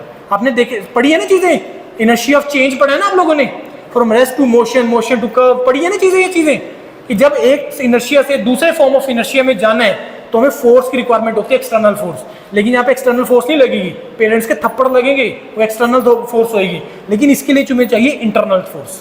जब तक इंटरनल फोर्स नहीं आएगी तब तक बड़ा मुश्किल हो जाएगा। तो यहाँ पे जो काम करता है इनर्शिया चेंज करने के लिए, वो इंटरनल फोर्स है, इंटरनल फोर्स रिक्वायर्ड है। तो वो इंटरनल फोर्स तुम्हारी सेल्फ मोटिवेशन है, सेल्फ मोटिवेशन रिक्वायर्ड होगी आपको इनको एग्जाम को क्रैक करने के लिए। बात आ गई समझ में, आगे कि नहीं आ गई है? आई के ऊपर से निकल गई ये चीजें? हाँ तो बोल दो यार, ना ही बोल दो। तो इसलिए हमें प्रिपरेशन इस तरीके से करो कि तुम्हारे सारे एग्जाम टारगेट हो जाए। Problem with state job opportunities मैंने तुम्हें डिस्कस कर लिया कि स्टेट में प्रॉब्लम है और ये हर स्टेट के अपने मैटर्स हैं। अदर देन कि तुम ऐसी स्टेट में बैठे हो जो रिच स्टेट है, जॉब अपॉर्चुनिटीज बहुत ज़्यादा है, पॉपुलेशन बहुत ज़्यादा है, वहाँ पे बैठ के तुम तैयारी करो। अच्छा, एक चीज़ मैं तुम्हें और बताना चाहूँगा, हरियाणा की जॉब्स को टारगेट किया करो। मैं एग्जांपल देता हूँ, अभी 153 वैकेंसीज का नोटिफिकेशन आया है, नो डाउट वो सिविल का है। उसके हम माना जाता है कि अगर किसी ने कंप्यूटर साइंस में अगर इंडिया में किसी टॉप कॉलेज में जाना है, दैट इज आईटी बॉम्बे होगी, तो वहाँ पे जो आईटी में जो एवरेज पैकेज रहा वो 7 से 8 लाख है, 7 से 8 लाख का average package BTech computer science. अब आपको लगा होगा कि सर कंपनीज क्या ही आपको प्लेसमेंट दी या जो कंपनी आई क्या वहाँ पे उन्होंने पैकेजेस दे दी, ऐसा नहीं है, ऐसा बिल्कुल भी नहीं है कि वो सिलेक्ट नहीं हो पाए, कंपनी को ऑफर नहीं कर पाई, ऐसा बिल्कुल भी नहीं है। तो हमें यार रियलिटीज को जानना बहुत ज्यादा जरूरी है कि आज जो कंप्यूटर साइंस का सिचुएशन आया क्यों आया, और मेरे को अगर इस सिचुएशन में नहीं फंसना है, मे बी 1 साल के बाद या 2 साल के बाद या 3 साल के बाद, तो मेरे पास क्या क्या रास्ते हैं उसके बारे में आज यहाँ पे आप लोगों के पास डिस्कस करूंगा। एजेंडा समझ में आ गई। अब यहाँ पे हम लोग डिस्कस करेंगे कि बीटेक के बाद हमारे पास career opportunities in terms of higher studies, in terms of jobs, India as well as abroad. तो इंडिया में क्या अपॉर्चुनिटीज है, अब्रॉड में क्या अपॉर्चुनिटीज है। अब्रॉड का नाम सुनते हैं तो हमारे दिमाग में सबसे पहले एक चीज आती है कि सर अब्रॉड जाना तो पैसा बहुत ज्यादा लगेगा, ऐसा कोई फैक्टर नहीं है, ऐसा कोई रोल प्ले नहीं करता है। लेकिन अगर तुम सही तरीके से जाते हो तो वो क्या सही तरीके हैं उसके बारे में हम लोग डिस्कस करेंगे। देखो, सबसे पहले मेरा जो स्लाइड है वो इस चीज से रिलेटेड है कि आपका इंजीनियरिंग प्रोफेशन क्या है, आप लोग जिस प्रोफेशन में हैं ये प्रोफेशन है क्या चीज है, इसको फील करना बहुत ज्यादा जरूरी है। मान लो मैं note of education technical company, education technology company, tech company, we are the tech company, हमारा पैन इंडिया प्रेजेंस है। तो जब तक कोई फील नहीं आएगा कि मैं क्या काम कर रहा हूँ तो तब तक मैं उसको कभी भी आउटपुट दे नहीं पाऊंगा। अब अगर आप बीटेक कंप्यूटर साइंस कर रहे हो या इंजीनियरिंग डोमेन में हो तो इस चीज को फील करना बहुत ज्यादा जरूरी है क्या ये जो इंजीनियरिंग प्रोफेशन है ये कितना इंपॉर्टेंट है आपके एज ए इंडिविजुअल करियर के लिए, या अगर मैं कंट्री के हिसाब से भी डिस्कस करूं कि कंट्री के हिसाब से कंप्यूटर साइंस इंजीनियर का क्या रोल है, उसके बारे में फील होना बहुत ज्यादा जरूरी है। देखो, एक इंजीनियरिंग एक ऐसा प्रोफेशन है जिससे तुम डिफरेंस क्रिएट कर सकते हो। This is the only profession जिससे तुम डिफरेंस क्रिएट कर सकते हो। डॉक्टर्स डिफरेंस क्रिएट नहीं कर सकते हैं, लॉयर्स डिफरेंस क्रिएट नहीं कर सकते हैं, ब्यूरोक्रेट डिफरेंस क्रिएट नहीं कर सकते। सिर्फ इंजीनियरिंग एक ऐसा प्रोफेशन है जिससे तुम डिफरेंस क्रिएट कर सकते हो। और मैं जो डिफरेंस की बात कर रहा हूँ वो मैं बात कर रहा हूँ किसी कंट्री के डेवलप होना और किसी कंट्री के अभी डेवलप नहीं होने में। जैसे इंडिया एक डेवलपिंग कंट्री है, बहुत सारी कंट्रीज ऐसी जो डेवलप हो चुकी है, जैसे फॉर एग्जांपल यूएसए हो गया, चाइना हो गया, यूरोप सारा डेवलप हो चुका है, इजराइल हो गया, छोटी छोटी कंट्रीज, इजराइल छोटी सी कंट्री है, किस बेसिस पे वो डेवलप हुई है। अब मेरे को सोच के बताओ कि अगर इस कंट्री का डेवलपमेंट हो किसके बेस पे हो, इसका सबसे बड़ा कंट्रीब्यूशन कहाँ होगा उसकी डेवलपमेंट में। हम जर्मनी की बात करते हैं, जब हम मेडिकल की बात करते हैं तो सबसे पहले एक ही चीज बात आती है, ऑटोमोबाइल की जब बात करते हैं तो दिमाग में एक ही चीज आती है, जर्मनी में there are just in automobile. मतलब जब हम डेवलपमेंट की बात करते हैं तो वो सिर्फ एक ही प्रोफेशन है, वो इंजीनियरिंग प्रोफेशन है जिससे तुम किसी कंट्री को डेवलप कर सकते हो। अभी इंडिया पाकिस्तान वाला एक प्रॉब्लम हुआ उसमें आपकी वीकनेसेस का पता चल गया। देखो, जब तक आपको कोई नहीं छेड़ रहा है नहीं छेड़ रहा है आपका, जब तक आपको नहीं छेड़ रहा है तो नहीं छेड़ रहा, लेकिन जैसे आपको किसी ने छेड़ा आप अपने कंफर्ट जोन से बाहर आए ना, तब एक्चुअली आपको पता लगा कि तुम्हारी कमी कहाँ पे है। छोटी सी सिंपल सी चीज, ड्रोन, एक पाकिस्तान में इतने ड्रोन हो रहे हैं, चीप ड्रोन जैसे भी भाई हमारी पोर्ट खुली है वहां से कि मान लो ड्रोन नहीं अपने ड्रोन में इतना ज्यादा इन्वेस्टमेंट, मतलब S-400 जो डिफेंस मिसाइल्स हैं, मतलब उस डिफेंस सिस्टम से हम लोगों को ड्रोन, उनके जो 1000, 2000, 5000 के ड्रोन हैं उसको हमें खत्म करना पड़ रहा है। तो ड्रोन एक बहुत बड़ा जो प्रॉब्लम यहाँ पे निकल के आया है ड्रोन टेक्नोलॉजी को लेके। इतना बड़ा कंट्री है यार, इतना बड़ा कंट्री है, लेकिन यहाँ पे चीजें बन कुछ भी नहीं रही है। और उसमें आप खुद सोच के बताओ कि अगर ड्रोन बनाने होंगे, ड्रोन को टेक्नोलॉजी को हमें एडवांस करना पड़ेगा, मिसाइल सिस्टम को एडवांस करना पड़ेगा या और सिस्टम्स को एडवांस करना पड़ेगा, कौन करेगा उसको आके? क्या डॉक्टर्स करेंगे, लॉयर्स करेंगे, ब्यूरोक्रेट्स करेंगे? Only engineer can do. सिर्फ इंजीनियर ही एक ऐसा डोमेन है जिसमें तुम कंट्रीब्यूट कर सकते हो। अब इस चीज को तुम्हें सबसे पहले फील आना जरूरी है कि यस यार मैं इंजीनियरिंग प्रोफेशन में हूं। फिर दूसरी बात आ जाती है कि मैं कंप्यूटर साइंस डोमेन में हूं। इंजीनियरिंग एक प्रोफेशन है, इतना चीज तुम्हें समझ में आ गई कि ये एक ऐसा प्रोफेशन है जिससे मैं भी कंट्रीब्यूट कर सकता हूं और जिससे हम डिफरेंस क्रिएट कर सकते हैं। फिर अब दूसरी स्टेज आ जाती है कि अब ठीक है मैं इंजीनियरिंग डोमेन में तो हूं लेकिन अब मैं कंप्यूटर साइंस में हूं, तो being the computer science engineer मैं कैसे कंट्रीब्यूट कर सकता हूं, ये भी दूसरा पॉइंट आ गया। तो बीइंग द कंप्यूटर साइंस हम कैसे कंट्रीब्यूट कर पाएंगे, उसके बारे में भी हम लोग जो है वो डिस्कस करेंगे। अब अगर मैं बात करूं कंप्यूटर साइंस के लिए, तो तुम्हारे पास अपॉर्चुनिटीज, अगर हम और पीछे 3-4 साल चले जाओ, तो अगर मैं जॉब्स के लिए बात करूं तो सबसे ज्यादा अपॉर्चुनिटी कंप्यूटर साइंस डोमेन के लिए था, लेकिन आज के टाइम पे नहीं है। रीजन उसके पीछे बड़ा सिंपल सा है यार। आपको क्या लगता है कि जो 2020 में जब कोविड आया, तो जो मान लो सपोज मेरी एजुकेशन टेक्नोलॉजी कंपनी है, एडटेक कंपनी है, ऑनलाइन प्लेटफॉर्म है, तो मेरी जो requirement during the Covid period और आज मेरी जो रिक्वायरमेंट है वो सेम हुई होगी, सेम रही होगी। आपको क्या लगता है, सोच के देखो। क्वेश्चन मैं फिर से रिपीट कर रहा हूं। हम लोग एक एजुकेशन टेक्नोलॉजी कंपनी है, एडटेक कंपनी है, ऑनलाइन प्लेटफॉर्म है हमारा। तो 2020 में जब कोविड आया, उस टाइम पे मेरी रिक्वायरमेंट या उस टाइम पे मेरी प्रॉब्लम्स और आज की मेरी प्रॉब्लम्स क्या सेम होंगी? नहीं। उस टाइम पे क्या प्रॉब्लम आई होगी, सोच के देखो। उससे पहले सब कुछ ऑफलाइन था, जो क्लासेस हो रही थी, जो चीजें चल रही थी, सब ऑफलाइन चल रहा था। ऑनलाइन बिल्कुल रिकॉर्ड, लेकिन एकदम से चीजें एकदम से बंद, इंस्टीट्यूट बंद, सारा इंडिया बंद। अब क्लासेस कैसे कंडक्ट करेंगे? मेरे को इंटरव्यूज कंडक्ट करने कैसे करूंगा मैं? समझ में आ रही कि नहीं आ रही? ये उस टाइम की प्रॉब्लम थी। उस टाइम पे बहुत सारे ऐसे प्लेटफॉर्म आए, मे बी उससे पहले ऑलरेडी बहुत सारे ऐसे प्लेटफॉर्म थे जिन्होंने ये सर्विसेज प्रोवाइड करना स्टार्ट कर दिया था कि तुम लोग ऑनलाइन क्लासेस ले सकते हो, तुम लोग ऑनलाइन इंटरेक्शन कर सकते हो। इंडिया के किसी भी पार्ट में, वर्ल्ड के किसी भी पार्ट में तुम बैठे हो, तुम लोग वीडियो कॉलिंग कर सकते हो। साउंड क्लैरिटी, क्योंकि इंटरनेट बहुत ज्यादा उस टाइम तक, आई थिंक 5G आ गया था शायद, तो इंटरनेट फास्ट हो रहा था। तो देखिए इंटरनेट का बहुत बड़ा रोल है इसके अंदर, इंटरनेट का बहुत बड़ा रोल है, जिसमें इलेक्ट्रॉनिक्स और कंप्यूटर साइंस दोनों इंजीनियर का इसमें रोल है। तो अब उस टाइम पे मेरी रिक्वायरमेंट इतना सी यार मैं क्लासेस कंडक्ट करवा लूं, इतनी सी रिक्वायरमेंट थी मेरी। आज मेरी रिक्वायरमेंट ये है, we are the largest platform in India जो इंटरव्यू कंडक्ट करवाता है। मैं एक एग्जांपल दे रहा हूं, हम इंटरव्यू कंडक्ट करवाते हैं।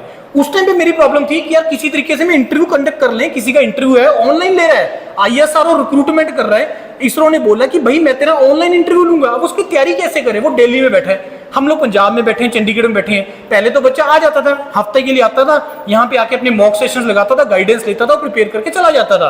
अब सब कुछ बंद हो गया, अब कैसे होगा? इसरो बोल रहा है मैंने ऑनलाइन करना है, अब ये बच्चा हमसे कैसे कम्युनिकेट कर पाए? तो ये प्रॉब्लम थी उस टाइम पे, इतनी सी प्रॉब्लम थी कि भाई हम लोग जो है एटलीस्ट उसका मॉक, उसको हम गाइड कर सके। टेलीफोनिक लिमिटेड तक गाइडेंस होता है, लेकिन एक वीडियो कॉन्फ्रेंसिंग के थ्रू जो आपके पोस्चर्स हैं, जो आपका जो बॉडी लैंग्वेज है, वो वीडियो के थ्रू ही चेक हो सकता है।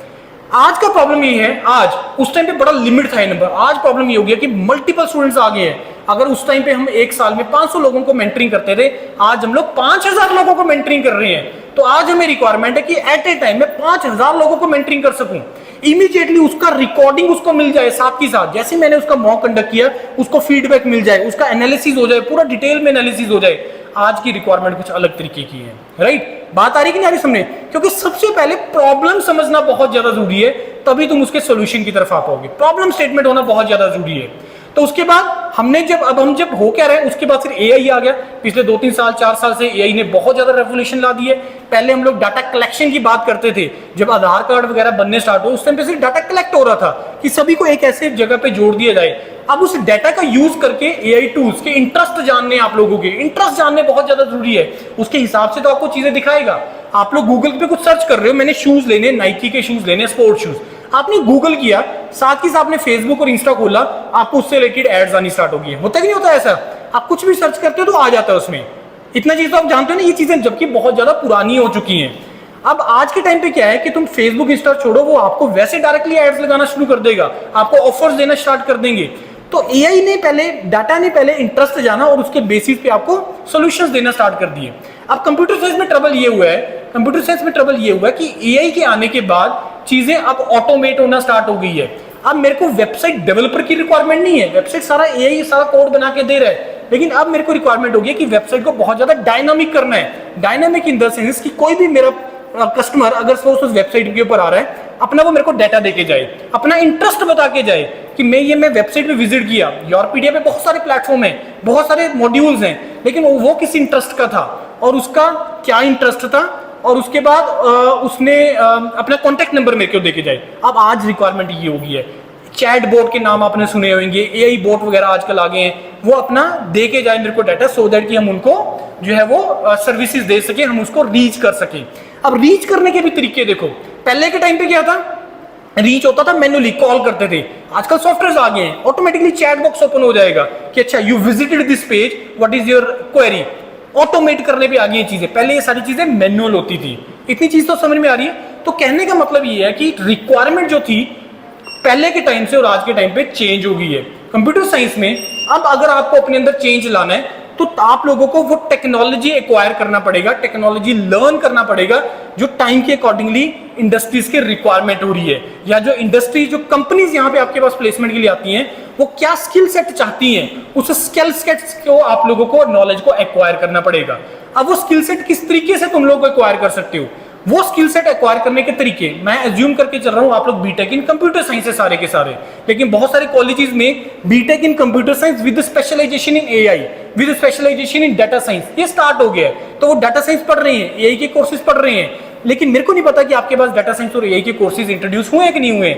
मान लो सपोज इंट्रोड्यूस हुए भी होंगे, लेकिन आपकी डिग्री के ऊपर नहीं आ रहा है। अब जब कोई कंपनी प्लेसमेंट के लिए आ रही है, वो बोल रही है कि मेरे को डाटा साइंस में स्पेशलाइज चाहिए भाई, मेरे को एआई के स्पेशलाइज चाहिए, लेकिन आपकी डिग्री है बीटेक इन सीएस में, आप लोग एलिजिबल ही नहीं उसमें अप्लाई करने के लिए। बात इतनी समझ में आ रही है कि नहीं आ रही है। अब ऐसे केस में करना क्या है, ऐसे केस में हमें कुछ कोर्सेज, हमें कुछ इंटर्नशिप अकॉर्डिंगली लगानी है, हमें अपनी इंटर्नशिप, हमें अपने कोर्सेज अकॉर्डिंगली चूज करने हैं। अब क्या है, एक एनईपी है, न्यू एजुकेशन पॉलिसी, अगर आप लोगों ने सुना हो एनईपी के बारे में, एनईपी 2020, उसमें आप लोग 2 पैरेलल डिग्रीज कर सकते हो। आप लोग ऑनलाइन ऑफलाइन पैरेलल कर सकते हो। मान लो बीटेक आप यहां से कर सकते हो, ऐसी कोई एक डिप्लोमा कोर्स आईआईटी मद्रास से कर सकते हो डाटा साइंस के अंदर, जो में तुम्हें प्लेसमेंट का अपॉर्चुनिटी भी देगा। एआई का के अंदर तुम कर सकते हो, जो तुम्हें प्लेसमेंट अपॉर्चुनिटी देगा। क्योंकि जब तक तुम्हारे रिज्यूमे के ऊपर, देखो मान लो कोई कंपनी है, वहां पे तुम जाके अपना रिज्यूमे देके आ रहे हो, उसके पास 100 रिज्यूमे आ रहे हैं। अब वो रिज्यूमे की बेस पे शॉर्टलिस्ट कर रहा है आपको। सोचो, रिज्यूमे के बेस पे शॉर्टलिस्ट कर रहा है, तो इट मींस कि रिज्यूमे के ऊपर तुम्हें इतनी सारी चीजें लिखी होनी जरूरी हैं जो उसकी रिक्वायरमेंट को मीट कर रहा हो, और जो आज की टेक्नोलॉजी के हिसाब से आप लोगों ने अपना स्किल सेट एक्वायर किया है, सो दैट कि 100 में से जो लास्ट के 10 वो शॉर्टलिस्ट कर रहा है उसमें आपका नाम हो। अब सोच के देखो वो किस बेसिस पे होगा, वो तुम्हारी इंटर्नशिप के बेसिस पे होगा, तुमने क्या प्रोजेक्ट हैंडल किए उसके बेसिस पे होगा। और अगर तुम साथ के साथ उसमें लिख देते हो कि सर मैंने एक ऑनलाइन आईआईटी मद्रास से ये कोर्स किया है, 1 साल का मैंने एक डिप्लोमा कोर्स किया डाटा साइंस के अंदर, वो तुम्हें शॉर्टलिस्ट करेगा। तो इसके बेस पे आपको रिज्यूमे को अपना बिल्ड करना बहुत ज्यादा जरूरी है, और जो आज के टाइम की रिक्वायरमेंट है। अच्छा, अब इसके अंदर भी ना सेक्टर आ जाते हैं, अलग अलग सेक्टर आते हैं जॉब के। जैसे प्राइवेट की रिक्वायरमेंट कुछ अलग तरीके की है, गवर्नमेंट की रिक्वायरमेंट कुछ अलग तरीके की है, प्राइवेट पब्लिक सेक्टर की रिक्वायरमेंट कुछ अलग तरीके की है। गवर्नमेंट का इस टाइम पे सबसे बड़ा जो पेज फंसा हुआ है ना, सबसे बड़ा जो ट्रबल आ रहा है वो साइबर क्राइम को लेके आ रहा है, और उसमें ओनली कंप्यूटर साइंस और इलेक्ट्रॉनिक्स ब्रांच ही ऐसी है जो आप लोग सोल्यूशन दे सकते हो। साइबर देखो कितने ज्यादा प्रॉब्लम्स हो रही है आज के टाइम पे, किसी के इतने पैसे निकाल लिए किसी का, और ज्यादा वो पैसे से ही चीजें डील कर रही हैं। अब पैसे में 2 ही चीजें डील करती हैं, 2 ही डोमेन्स हैं, एक बैंकिंग सेक्टर है, एक इंश्योरेंस सेक्टर है। बैंकिंग और इंश्योरेंस 2 सेक्टर ऐसे हैं जिसमें कंप्यूटर साइंस और इलेक्ट्रॉनिक्स इंजीनियर की बहुत ज्यादा आप लोगों की डिमांड है, और बहुत ज्यादा रिक्रूटमेंट हो रही है गवर्नमेंट लेवल पे और पब्लिक सेक्टर लेवल पे। ये मैं सारी चीजें आपको डिटेल में बताऊंगा सारी की सारी, राइट। अब ये मैंने तुम्हें मोटा मोटा सा बताया यार कि तुम लोग अपने स्किल को कैसे इंप्रूव कर सकते हो, कैसे आप वैल्यू एडिशन कर सकते हो अपनी प्रोफाइल के अंदर, तो ये सारी चीजें इंपॉर्टेंट है। अच्छा, दूसरा एक तरीका होता है कि मान लो सपोज आप लोग बीटेक में कुछ ऐसा एक्वायर नहीं कर पाए, लेकिन आप लोग जब हायर स्टडीज की डोमेन में जाते हो तो हायर स्टडीज में तुम लोग स्पेशलाइज्ड कोर्सेज करते हो, जैसे specialization in masters in cyber security, masters in data science, masters in artificial intelligence, masters in let us suppose E vehicles, masters in let us suppose entrepreneurship, masters in let us suppose sustainable development, masters in let us suppose आपका गया this geo informatics. ऐसी बहुत सारी domains हैं जिसमें आप masters के specialised courses के अंदर जा सकते हो, राइट। अब हमें ये पता है कि अगर मेरे को मास्टर्स में स्पेशलाइज्ड कोर्सेज में जाना है और मेरे को वहां से प्लेसमेंट लेनी है, देखो अल्टीमेट गोल तुम्हारा प्लेसमेंट है, अल्टीमेट गोल तुम्हारा पैसा कमाना ही है, अपना घर चलाना है, अल्टीमेट गोल आप लोगों का। लेकिन अगर आप लोगों को ये लगता है कि मैं बहुत ज्यादा कैपेबल हूं, मेरे को बहुत ज्यादा नीड भी है, चाहे नीड भी आप लगा लीजिए कि मेरे को नीड है और मेरे को पैसा कमाना है, एंड आई एम कैपेबल, तो तुम्हारे पास बहुत ज्यादा अपॉर्चुनिटीज अवेलेबल है। लेकिन sorry for this, BTech computer science only करने से तुम्हें वो चीजें नहीं मिलेंगी। That is the reason why मैंने ये बोला आप लोगों को कि बीटेक के जो अगले 2-4 साल है ना, वो तुम्हारे लिए बहुत ज्यादा इंपॉर्टेंट है। अगर तुम्हारे बीटेक के जो अगले 2-4 साल अगर तुम ढंग से निकालते हो, सही चीज करते हो, सही जगह पे लैंड अप कर जाते हो, तो तुम्हारे लिए आने वाली जिंदगी बहुत ज्यादा आसान हो जाएगी।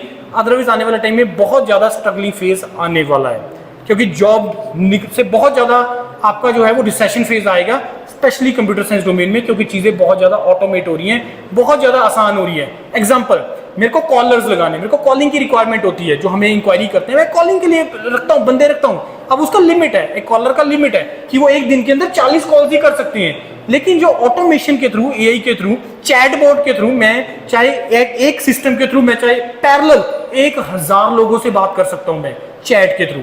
और लोग आज के टाइम पे यही चाहते हैं। मैं एक एग्जांपल दे रहा हूं, मैंने जो आज के टाइम पे जो देखा है ना, कि कोविड से पहले बच्चे बात करना चाहते थे, कॉल करते थे, लेकिन आज का सिचुएशन ये आ गया, एक मैसेज ड्रॉप करते हैं।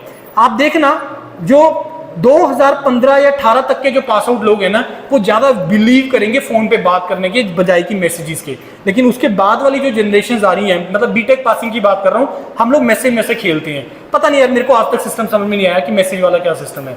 ठीक है, वो एक कम्युनिकेशन का एक जरिया है, लेकिन बेस्ट मेथड नहीं है आप लोगों का, जो मैं समझता हूं मैसेजेस के ऊपर। मैं एग्जांपल दे रहा हूं ऐसे। तो अब चीजें बहुत ज्यादा डिफरेंट होने वाली हैं आने वाले टाइम के अंदर, राइट। तो इस कारण से हमें आने वाले टाइम के हिसाब से अपने आप को तैयार करना बहुत ज्यादा जरूरी है। अब उस तैयार करने के लिए एक ये एग्जाम है जिसका आप लोगों ने नाम सुना होगा, that is the GATE examination, जो बहुत ज्यादा हेल्प करेगा आपको तैयारी करने के लिए, अपने आप को एक्वायर करने के लिए। सारी चीजें इसके साथ लिंक है। ये एग्जाम बहुत ज्यादा इंपॉर्टेंट एग्जाम है, बहुत ही ज्यादा इंपॉर्टेंट एग्जाम है, जो आपको हेल्प करेगा अपना करियर बनाने के लिए। अब हुआ क्या, जब मैंने गेट एग्जाम वर्ड बोला, सारे के सारे बड़े इंटरेस्ट से सुन रहे थे। 50% लोगों ने इंटरेस्ट अलग ले गया, मतलब चेहरे के जो हाव भाव है ना, एक्सप्रेशन चेंज हो गए जैसे मैंने इस गेट एग्जाम का नाम सुना। क्योंकि जैसे हम लोग गेट एग्जाम का नाम सुनते हैं ना, तो आधों को तो ये लगता है यार गेट मतलब एनर्जी डाउन हो जाती है। रीजन पता नहीं मेरे को क्या रीजन है, लेकिन जो मैंने कुछ रीजन आइडेंटिफाई करे वो मैं बताऊंगा कि क्या रीजन है जो मेरे को लगता है कि गेट का नाम सुन के क्यों एक्सप्रेशन चेंज हो जाते हैं, क्यों। लेकिन पहले मैं तुम्हें इस एग्जाम की यार इंपॉर्टेंस बताना चाहूंगा। ये एग्जाम बहुत ज्यादा इंपॉर्टेंट है, क्योंकि बीटेक के बाद अगर किसी को बेस्ट करियर चाहिए, अगर तुम्हें बेस्ट करियर चाहिए, वो यही एक ऐसा एग्जाम है जो एक रास्ता है। इस गेट एग्जाम का हिंदी में मीनिंग दरवाजा है। तो ये वो दरवाजा है आप लोगों का, जिसके थ्रू अगर तुम निकल के जाओगे तो तुम्हें आगे जर्नी बहुत ज्यादा आसान लगेगी, बहुत ज्यादा आसान लगेगी। अदरवाइज इससे पहले बहुत ज्यादा डिफिकल्टी है, बहुत ज्यादा डिफिकल्टी है, क्योंकि कंपटीशन बहुत ज्यादा है। इससे पहले हमें लगता है गेट में कंपटीशन बहुत ज्यादा है, नहीं, गेट में कंपटीशन नहीं है यार। तुम उसके साथ रिलेट मत करो कि कितने लोग गेट में अप्लाई कर रहे हैं, तुम उसके साथ कंपैरिजन करो कि कितने लोग गेट को क्वालिफाई कर रहे हैं, क्योंकि अल्टीमेटली कंपटीशन को उन्हीं का है। अप्लाई करने से क्या कंपटीशन है, अप्लाई करने को जितने मर्जी करी जाए, लेकिन क्वालिफाई कितने कर पा रहे हैं, कंपटीशन उसके साथ है, कंपटीशन उसके साथ है। अब प्रॉब्लम ये है कि जब हम गेट एग्जाम का नाम सुनते हैं तो ये 3 चीजें दिमाग में आती हैं आप लोगों के। पहला, ह्यूज कंपटीशन, सर कंपटीशन बहुत ज्यादा है। गेट एग्जाम का सुनते पहले डर लग जाता है हमें कि बहुत कंपटीशन है। दूसरा, गेट एक डिफिकल्ट एग्जाम है, ये दूसरा दिमाग में आती है चीज। तीसरा, मेरे को कम से कम 60+ नंबर लेके आने पड़ेंगे अगर मेरे को गेट के थ्रू करियर बनाना है। तो ये 3 चीजें हैं जो दिमाग में आती है। पहला मेरे को ये बताओ यार, यहाँ पे कोई ऐसा है जिसने इस एग्जाम का नाम पहली बार सुना हो? जस्ट रेज योर हैंड, ईमानदारी से। इसमें कोई वो नहीं है, वेरी गुड। कोई और कर दो यार, ईमानदारी से, क्या इशू है? सामने देखते रहो सारे, ठीक है, कोई बात नहीं। अच्छा, कितने लोग यहाँ पे जो सेकंड ईयर से, second year, just raise your hand. Final year, ठीक है, ओके। तो देखो, अब ये 3 चीजें, मैं इसका तुम्हें एक एक करके आंसर कर रहा हूं। पहला, ह्यूज कंपटीशन। यार कंपटीशन अप्लाई करने से नहीं होता है, कंपटीशन जो है तुम्हारा कितने लोग क्वालिफाई कर रहे हैं उसके ऊपर होता है। अब कितने अप्लाई कर रहे हैं, कितने क्वालिफाई कर रहे हैं। पिछले 2 साल में जो गेट इन कंप्यूटर साइंस और जो एक नया पेपर तुम्हारा पिछले साल स्टार्ट हुआ था, कौन सा? Get in data science and artificial intelligence, get in DA. अगर नंबर बढ़ा है गेट का, सिर्फ इन्हीं 2 ब्रांचेस में बढ़ा है, बाकी ब्रांचेस में नहीं बढ़ा है। सोच के देखो क्यों बढ़ा है, क्यों बढ़ा है इसके अंदर नंबर गेट में अप्लाई करने का, कंप्यूटर साइंस के अंदर। मैं सिर्फ अभी अप्लाई करने की बात करूंगा, अभी क्वालिफाई करना या उसके थ्रू करियर वाला वो तो मैं डिस्कस ही नहीं करूंगा अभी, सिर्फ अप्लाई करने में। इसलिए अप्लाई करने के लिए बच्चे बढ़े हैं गेट कंप्यूटर साइंस में। क्यों, क्या लगता है तुम्हें? क्या लगता है तुम्हें, मैं बताया तुम्हें, बोलो। हाँ, जॉब नहीं लगी, जॉब नहीं लगी तो क्या करेगा स्टूडेंट, कुछ तो करना ही है ना, कुछ तो करना है। हर किसी के सेब वाले खेत तो नहीं होते हैं, सेब वाली फार्मिंग तो होती नहीं हर किसी की, हर किसी के पास बिजनेसेस नहीं होते हैं। हम लोग इस कंट्री के ऐसे पार्ट में हैं, हिमाचल, पंजाब, हरियाणा, जहाँ पे बिजनेस अपॉर्चुनिटीज हैं। मे बी आप लोगों में से आधे से ज्यादा पेरेंट्स के बिजनेसेस होंगे, लेकिन what about UP, Bihar, what about Madhya Pradesh, what about the south, वहां पे वो परसेंटेज बिजनेस वाली बहुत ज्यादा कम है, बहुत ज्यादा कम है। अच्छा, फार्मिंग पंजाब में बहुत ज्यादा है, हरियाणा में बहुत ज्यादा है, हिमाचल में भी है, चलो अपर पार्ट में है, तो हमारे पास एक सोर्स है ऑलरेडी, तो हमें दिमाग में रहता है कि चलो ठीक है, अगर नहीं कुछ बना तो ये तो है ही है। लेकिन सोचो यूपी बिहार के स्टूडेंट्स के पास कोई ऑप्शन नहीं है। कोई किसने कंडक्ट करवाया था 2024 में? आईआईसी बेंगलोर ने। आईआईसी बेंगलोर ने जब 2024 में एग्जाम कंडक्ट करवाया तो उसने एक बहुत अच्छा स्टैटिस्टिकल रिपोर्ट रिलीज किया, उनकी वेबसाइट पे पढ़ा है, आप गूगल करना आईआईसी बेंगलोर गेट 2024 रिपोर्ट, आपको एक पूरा पीडीएफ मिलेगा। ये जो मैंने डाटा लिखा है ना, ये उसका सारा एनालिसिस करके मैंने ये डाटा लिखा है। 60+ नंबर लेने वाले किसी टाइम पे जो नंबर ऑफ स्टूडेंट जो हैं इन कंपैरिजन टू कितने बच्चे उसमें क्वालिफाई किए, वो नंबर बहुत ज्यादा होता था। इसलिए तो मैंने शुरू में एक स्टेटमेंट लिखा कि आप लोगों को ये लगता है कि अगर मेरे को गेट का एग्जाम देना है तो मेरे को 60+ नंबर लेके आने पड़ेंगे, वो टाइम गया, अब वो उतनी रिक्वायरमेंट नहीं है। No doubt computer science is exceptional, लेकिन वो भी पिछले 2 साल में रहा है, आने वाले सालों में क्या रहेगा नोबडी नोज। तो ये इंपॉर्टेंट पॉइंट कि ओनली 5 से 10% ऐसे स्टूडेंट्स हैं जिसके नंबर 60+ आते हैं, जो कि किसी टाइम ये जो नंबर होता था अराउंड 25 से 30% होता था। इसी कारण से हम बोलते थे कि तुम्हें कम से कम इतने नंबर लेके आने पड़ेंगे तभी तुम्हारा करियर बनेगा, नहीं तो तुम्हारा करियर नहीं बनेगा। उसके बाद 35 से कम नंबर लेने वाले, अब ये परसेंटेज बहुत ज्यादा बड़ा है। पहले 60% लेने वाले 30% होते थे, 35% से कम लेने वाले भी 25-30% होते थे, लेकिन अब ये नंबर बहुत ज्यादा बढ़ गया है, 60% पे आ गया ये। 60% ऐसे बच्चे हैं जो क्वालिफाई करते हैं, उसका 60% ऐसे बच्चे हैं जिसके नंबर 35 से कम होते हैं। तो जो मेरे लिए जो सेफ विंडो बन गया है वो बन गया है 35 से 60 नंबर, कि अगर तुम 35 से 60 के बीच में अगर तुम नंबर ले आते हो, believe me friends, you can get very good career, तुम लोग बहुत अच्छा करियर जो है बना सकते हो। नंबर इतनी सी है, अब तुम 4 साल बीटेक कर रहे हो यार, 15 नंबर का तो तुम्हारा ओनली मैथमेटिक्स और आपका लोगों का क्वांटिटी एप्टीट्यूड जो तुम लोग 10वीं तक पढ़ के आए हो वही पार्ट आता है, वो मैं आगे इसके बाद डिस्कस करता हूं, तो इंपॉर्टेंट है। अच्छा, जितने स्टूडेंट अपीयर होते हैं, ध्यान से सुनिए, डाटा बहुत इंपॉर्टेंट है कि कितने स्टूडेंट क्वालिफाई करते हैं GATE exam, only 15 to 18%, only 15 से 18% ऐसे बच्चे हैं जो गेट एग्जाम को क्वालिफाई करते हैं। अब देखो, आप बोलोगे सर ये तो फिर वही बात होगी ना कि डिफिकल्ट हो गया एग्जाम, नहीं, ऐसा नहीं है यार। 100 बच्चों ने अप्लाई किया, 20 पेपर देने ही नहीं गए, पीछे बच्चे तुम्हारे सिर्फ 80 बच्चे, और 80 में से सिर्फ 18% क्वालिफाई किए, मतलब तकरीबन 20 बच्चे क्वालिफाई किए, और जो 60 क्वालिफाई नहीं किए, अगेन उस 60 में कम से कम 40-45 बच्चे ऐसे हैं जो लास्ट का 1 महीना पढ़ के चले गए, जो थोड़ा बहुत पढ़ के चले गए, या वो इस कारण से एग्जाम देने गए हैं, चलो देख आते हैं कैसा एग्जाम आता है, एक एक्सपीरियंस ही हो जाएगा।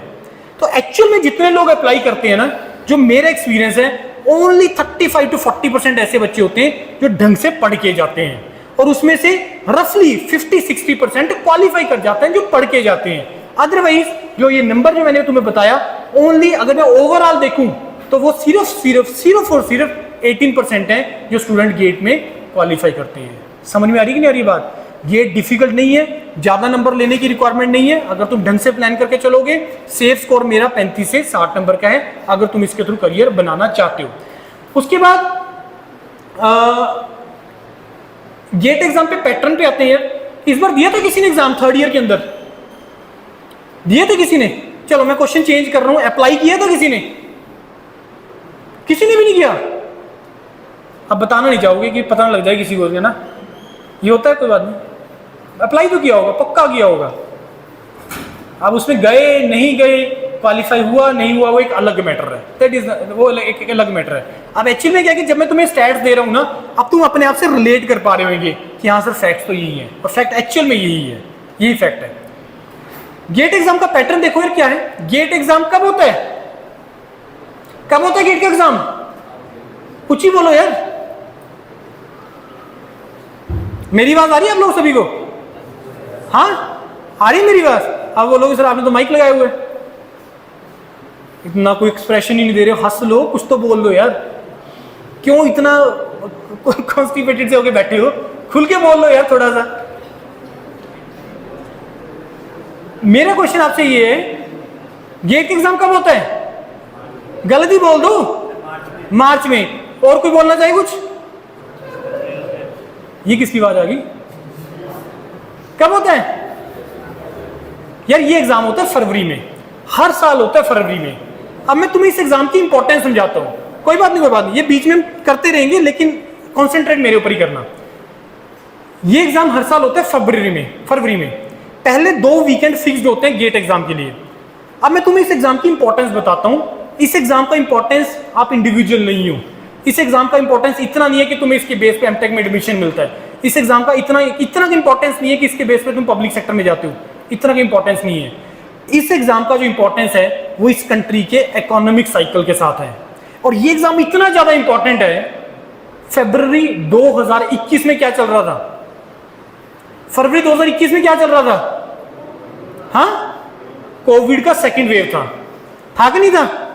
अब मेरे को ये सोच के बताओ, उस टाइम पे सब कुछ बंद हो रहा था, कॉलेजेस, इंस्टीट्यूट्स, स्कूल सब बंद थे कि नहीं होते?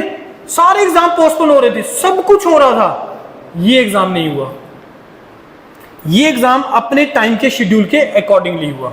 ये इतना ज्यादा इंपॉर्टेंट है क्योंकि इसके बेस पे जो एडमिशन का जो साइकिल है ना, वो सारा डिपेंड करता है। इसके बेस पे जो जॉब का जो साइकिल है, वो सारा डिपेंड करता है। ये एग्जाम बहुत ज्यादा इंपॉर्टेंट है। अब इसमें अब सोचो, अगर कोई कंट्री ये कंडक्ट करवा रही है, मतलब इंडिया कंडक्ट करवा रहा है, ड्यूरिंग कोविड कंडक्ट करवा रहा है, तो उसमें ओनली उसका इंटरेस्ट नहीं होगा, उसमें हर किसी का इंटरेस्ट होगा, हर किसी का इंटरेस्ट होगा, तभी उसने कंडक्ट करवाया, अदरवाइज नहीं। वो गवर्नमेंट अपने इंटरेस्ट के लिए नहीं करवाएगी। गवर्नमेंट का तो गेट एग्जाम में कोई लेना देना नहीं है। तुम लोग जो पेपर देने जाओगे, मे भी तुम लोग अपने इंटरेस्ट के लिए गए होंगे कि मेरा गेट में अच्छा हो जाए, मेरा कुछ हो जाएगा, मेरा कुछ करियर बन जाएगा, तो उस कारण से तुम लोग गए, राइट? तो गेट एग्जाम होता है हर साल भाई फरवरी के अंदर। अब गेट एग्जाम का पैटर्न देखो क्या होता है। इसमें 65 क्वेश्चंस होते हैं, 100 मार्क्स का एग्जाम होता है, और ये 3 घंटे का एग्जाम होता है। 3 घंटे का एग्जाम, 65 क्वेश्चन और 100 नंबर का एग्जाम होता है। इस 100 नंबर में तुम्हारे पास जो 70 मार्क्स का पार्ट आता है, वो टेक्निकल पार्ट आता है, जो तुम लोग second year, third year, final year में पढ़ते हो। तुम्हारे सब्जेक्ट्स, आप सब स्ट्रेटेजी बन जाएगा, कोई डिफिकल्ट नहीं है, राइट? प्रिपरेशन स्ट्रेटेजी बहुत सिंपल है। सबसे पहले जो भी तुम एग्जाम टारगेट करो, मान लो सिविल सर्विसेज का कर रहे हो, कैट का कर रहे हो, गेट का कर रहे हो, कोई भी एग्जाम टारगेट कर रहे हो, सबसे पहले यार उसके प्रीवियस ईयर क्वेश्चंस का एनालिसिस बहुत ज्यादा जरूरी है। क्योंकि जब तक आप प्रीवियस ईयर क्वेश्चन का एनालिसिस नहीं करोगे, तुम्हें पता ही नहीं चलेगा। अब मैं अगर पूछूं यहाँ पे कितने लोगों को लगता है कि गेट एक डिफिकल्ट एग्जाम है, 50% से ज्यादा हाथ खड़े हो जाएंगे। अब अगर मैं वहीं से उनसे पूछूं कितने लोग ऐसे हैं इनमें से जिन्होंने गेट के प्रीवियस ईयर क्वेश्चन देखे, बिलीव मी फ्रेंड्स, 99% हाथ नीचे हो जाते हैं। तो जब तक तुम प्रीवियस ईयर देखोगे नहीं, तुम्हें कैसे एनालिसिस होगा, कैसे पता चलेगा कि 100 में से कितना का पार्ट डिफिकल्ट आता है, कितना का पार्ट इजी आता है? 100 में से 25-30-35 नंबर का पार्ट इजी होता है, 30-35 नंबर का पार्ट मॉडरेट होता है, 25-30 पार्ट नंबर होता है डिफिकल्ट। कोई इश्यू वाली बात नहीं है, लेकिन वो तुम्हारी मेहनत से हो जाएगा। अगर तुम मेहनत करोगे तो वो भी निकाल जाओगे, कोई इश्यू वाली बात नहीं है। तो प्रिपरेशन स्ट्रेटजी बहुत सिंपल, प्रीवियस ईयर पेपर को ढंग से एनालिसिस करो, उसके हिसाब से सब्जेक्ट को पढ़ना स्टार्ट करो, सब्जेक्ट को ढंग से पढ़ो जो कॉलेज में चल रहा है। प्रीवियस ईयर क्वेश्चन की बुकलेट मंगवा लो, वैसे पीडीएफ वगैरह सब मिल जाएगा, तो मैंने कहीं ना कहीं टेलीग्राम वगैरह पे। अगर फोन को तुम यूज कर रहे हो तो ढंग से यूज करो, अपनी इस अपॉर्चुनिटी को वेस्ट मत करो, ढंग से यूज करो इसको, राइट? सब कुछ है इंटरनेट पे, सब कुछ अवेलेबल है, राइट? उसके बाद एक और बहुत इंपॉर्टेंट चीज है ऑनलाइन वर्सेज ऑफलाइन। बहुत सारे ऐसे स्टूडेंट्स मैंने देखे 99% केसेस में ऑनलाइन फेल हो चुके हैं, 99% केसेस में ऑनलाइन फेल हो चुके हैं। रीजन उसके पीछे आप लोगों ने बहुत सारे ऑनलाइन प्लेटफॉर्म देखे होंगे, बायजूस वगैरह या अनअकैडमी। बायजूस बंद हो गया, अनअकैडमी बंद होने की कगार पे है, और भी बहुत सारे आ रहे हैं, सब फंडिंग लेके आ रहे हैं, सब फंडिंग लेके आ रहे हैं, सब फेल हो रहे हैं। कोई, क्योंकि अगर ठीक है तुम्हें दिखेगा कि सर ये ग्रो कर रहा है, लेकिन हमें तो ग्रोथ कैसे पता चलेगा? ग्रोथ का मतलब प्रॉफिट में जा रहा है कि लॉसेज में जा रहा है, कि तुम कितना इन्वेस्ट कर रहे हो, कितना तुम्हारे पास रिटर्न आ रहा है। ये सब लॉसेज में है, सब लॉसेज में जा रहे हैं, तब ये बंद हो रहे हैं। एक्चुअली इनके फेल होने का रीजन क्या है? फेल होने का रीजन ये नहीं है कि वो अच्छा डिलीवर नहीं कर पाए, फेल होने का रीजन कस्टमर है। बायजू क्यों फेल हुआ? बायजू इस कारण से फेल हुआ क्योंकि कस्टमर जिसके पास वो प्रोडक्ट गया वो उसको यूज नहीं कर पाया ढंग से, या बायजूस की ये गलती रही कि उसने ऐसे ऐसे कस्टमर्स को वो प्रोडक्ट बेचे जो उसकी नीड नहीं थी। क्योंकि बेचने वाला तो बेच देना है, बेचने वाला तो बेच देना है किसी तरीके से, 10% डिस्काउंट, 20% डिस्काउंट, 50% डिस्काउंट बेच देना उसने, क्योंकि वो उसकी स्ट्रेंथ है, जो मार्केटिंग के लिए बना है, सेल्स के लिए बना है, उसकी स्ट्रेंथ है, उसने बेच देना है। 10 में से 9 को वो बेच देगा। लेकिन अल्टीमेटली उसका फायदा हुआ नहीं हुआ, क्योंकि उसके बाद की जो मार्केटिंग तो वो लोग करेंगे ना जिसने प्रोडक्ट यूज किया। अब उसको यूज हुआ नहीं, मार्केटिंग कैसे होगी? फेल हो गया। जिससे पूछा मैंने लिया था बायजूस, कोई फायदा नहीं हुआ, कोई नहीं लेगा आगे। बात आ रही कि नहीं समझ में? ये तो ऑनलाइन में जो सबसे बड़ा जो फेल होने का रीजन है वो कस्टमर थे उसको यूज करने वाले। दूसरे नंबर पे जो आपका इसका फेल होने में, इसका सक्सेसफुल सिर्फ एक ही केस में हो सकता है, अगर तुम्हारे अंदर डिसिप्लिन है, और discipline is the key to success. लोग बोलते हैं हार्ड वर्क, मेरे को लगता है हार्ड वर्क, मेरे को लगता है डिसिप्लिन चाहिए। अगर तुम्हारे अंदर डिसिप्लिन है ना, बिलीव मी फ्रेंड्स, कर जाओगे। डिसिप्लिन का मतलब कॉलेज में रह रहे हो 3 बजे तक, उसके बाद 2 घंटे अपना खेला कूदा, खाना खुना खाया, सब कुछ, फिर बैठ के 2 घंटे पढ़ाई के लिए। मैंने डिसाइड कर लिया, मेरे सेकंड ईयर में हूं, मैं डेली बेस पे मैंने 2 घंटे ये काम करना है। ये स्लॉट मेरा जो है ये इस काम के लिए है, चाहे वो पढ़ाई के लिए, चाहे वो खेलने के लिए। अगर तुम्हारे अंदर वो डिसिप्लिन नहीं आ पा रहा है ना, तो तुम कभी सक्सेसफुल नहीं हो पाओगे। डिसिप्लिन सबसे ज्यादा इंपॉर्टेंट है, क्योंकि अगर तुम्हारे अंदर डिसिप्लिन आ गया, मेहनत तो तुम कर लोगे यार। सारे कैपेबल होते हैं, सभी को भगवान ने सेम दिमाग दिया है, सिर्फ उसको यूज करने वाली बात है कि तुम उसको कितना यूज कर पाते हो, वो मैटर करता है। अल्टीमेटली तुम्हारी सक्सेस और तुम्हारी फेलियर में यही फर्क है, तुम्हारा डिसिप्लिन और तुम्हारा कॉन्टिन्यूअस एफर्ट। लगातार एफर्ट करते हैं ना, फेलियर मिलने के बावजूद भी। 3rd ईयर में पेपर दिया, नहीं क्वालिफाई हुआ, बट क्या तुम इस चीज से इसको कंपेयर करना कि तुमने कितना एफर्ट मारा और तुम कितना एक्सपेक्ट कर रहे हो। पेपर तुमने पढ़ा नहीं और तुम गेट का पेपर देने चले गए, क्वालिफाई हुआ नहीं, और तुम किस बेसिस पे बोल सकते हो यार गेट मैंने क्वालिफाई अपना दिया था, मेरा क्वालिफाई नहीं हुआ? सोच के देखो, अगर तुमने मैंने दिया तभी क्वालिफाई होगा, नहीं तो नहीं होगा। बात आ रही कि नहीं समझ में? ही राइट। तो my advice to you is कि अगर तुम्हारे अंदर डिसिप्लिन नहीं है, टारगेट ऑफलाइन, चाहे बीटेक के बाद 1 साल लग जाए, चाहे तुम्हारे 2 साल लग जाए, लेकिन स्टार्ट अभी से कर दो प्रोसेस। अभी तुम्हारे पास किसी के पास 1 साल है, किसी के पास 2 साल है, किसी के पास 3 साल है, अभी से अपना प्रिपरेशन स्टार्ट कर दो, सो दैट कि बीटेक के 1-2 साल बाद तक जाते जाते तुम्हें कुछ ना कुछ एंड में मिल जाए। ये बहुत ज्यादा इंपॉर्टेंट है। बात आगे की नहीं समझ में? तो discipline is the key to success. उसके बाद कोई क्वेरी अगर आप लोगों का एंड में है तो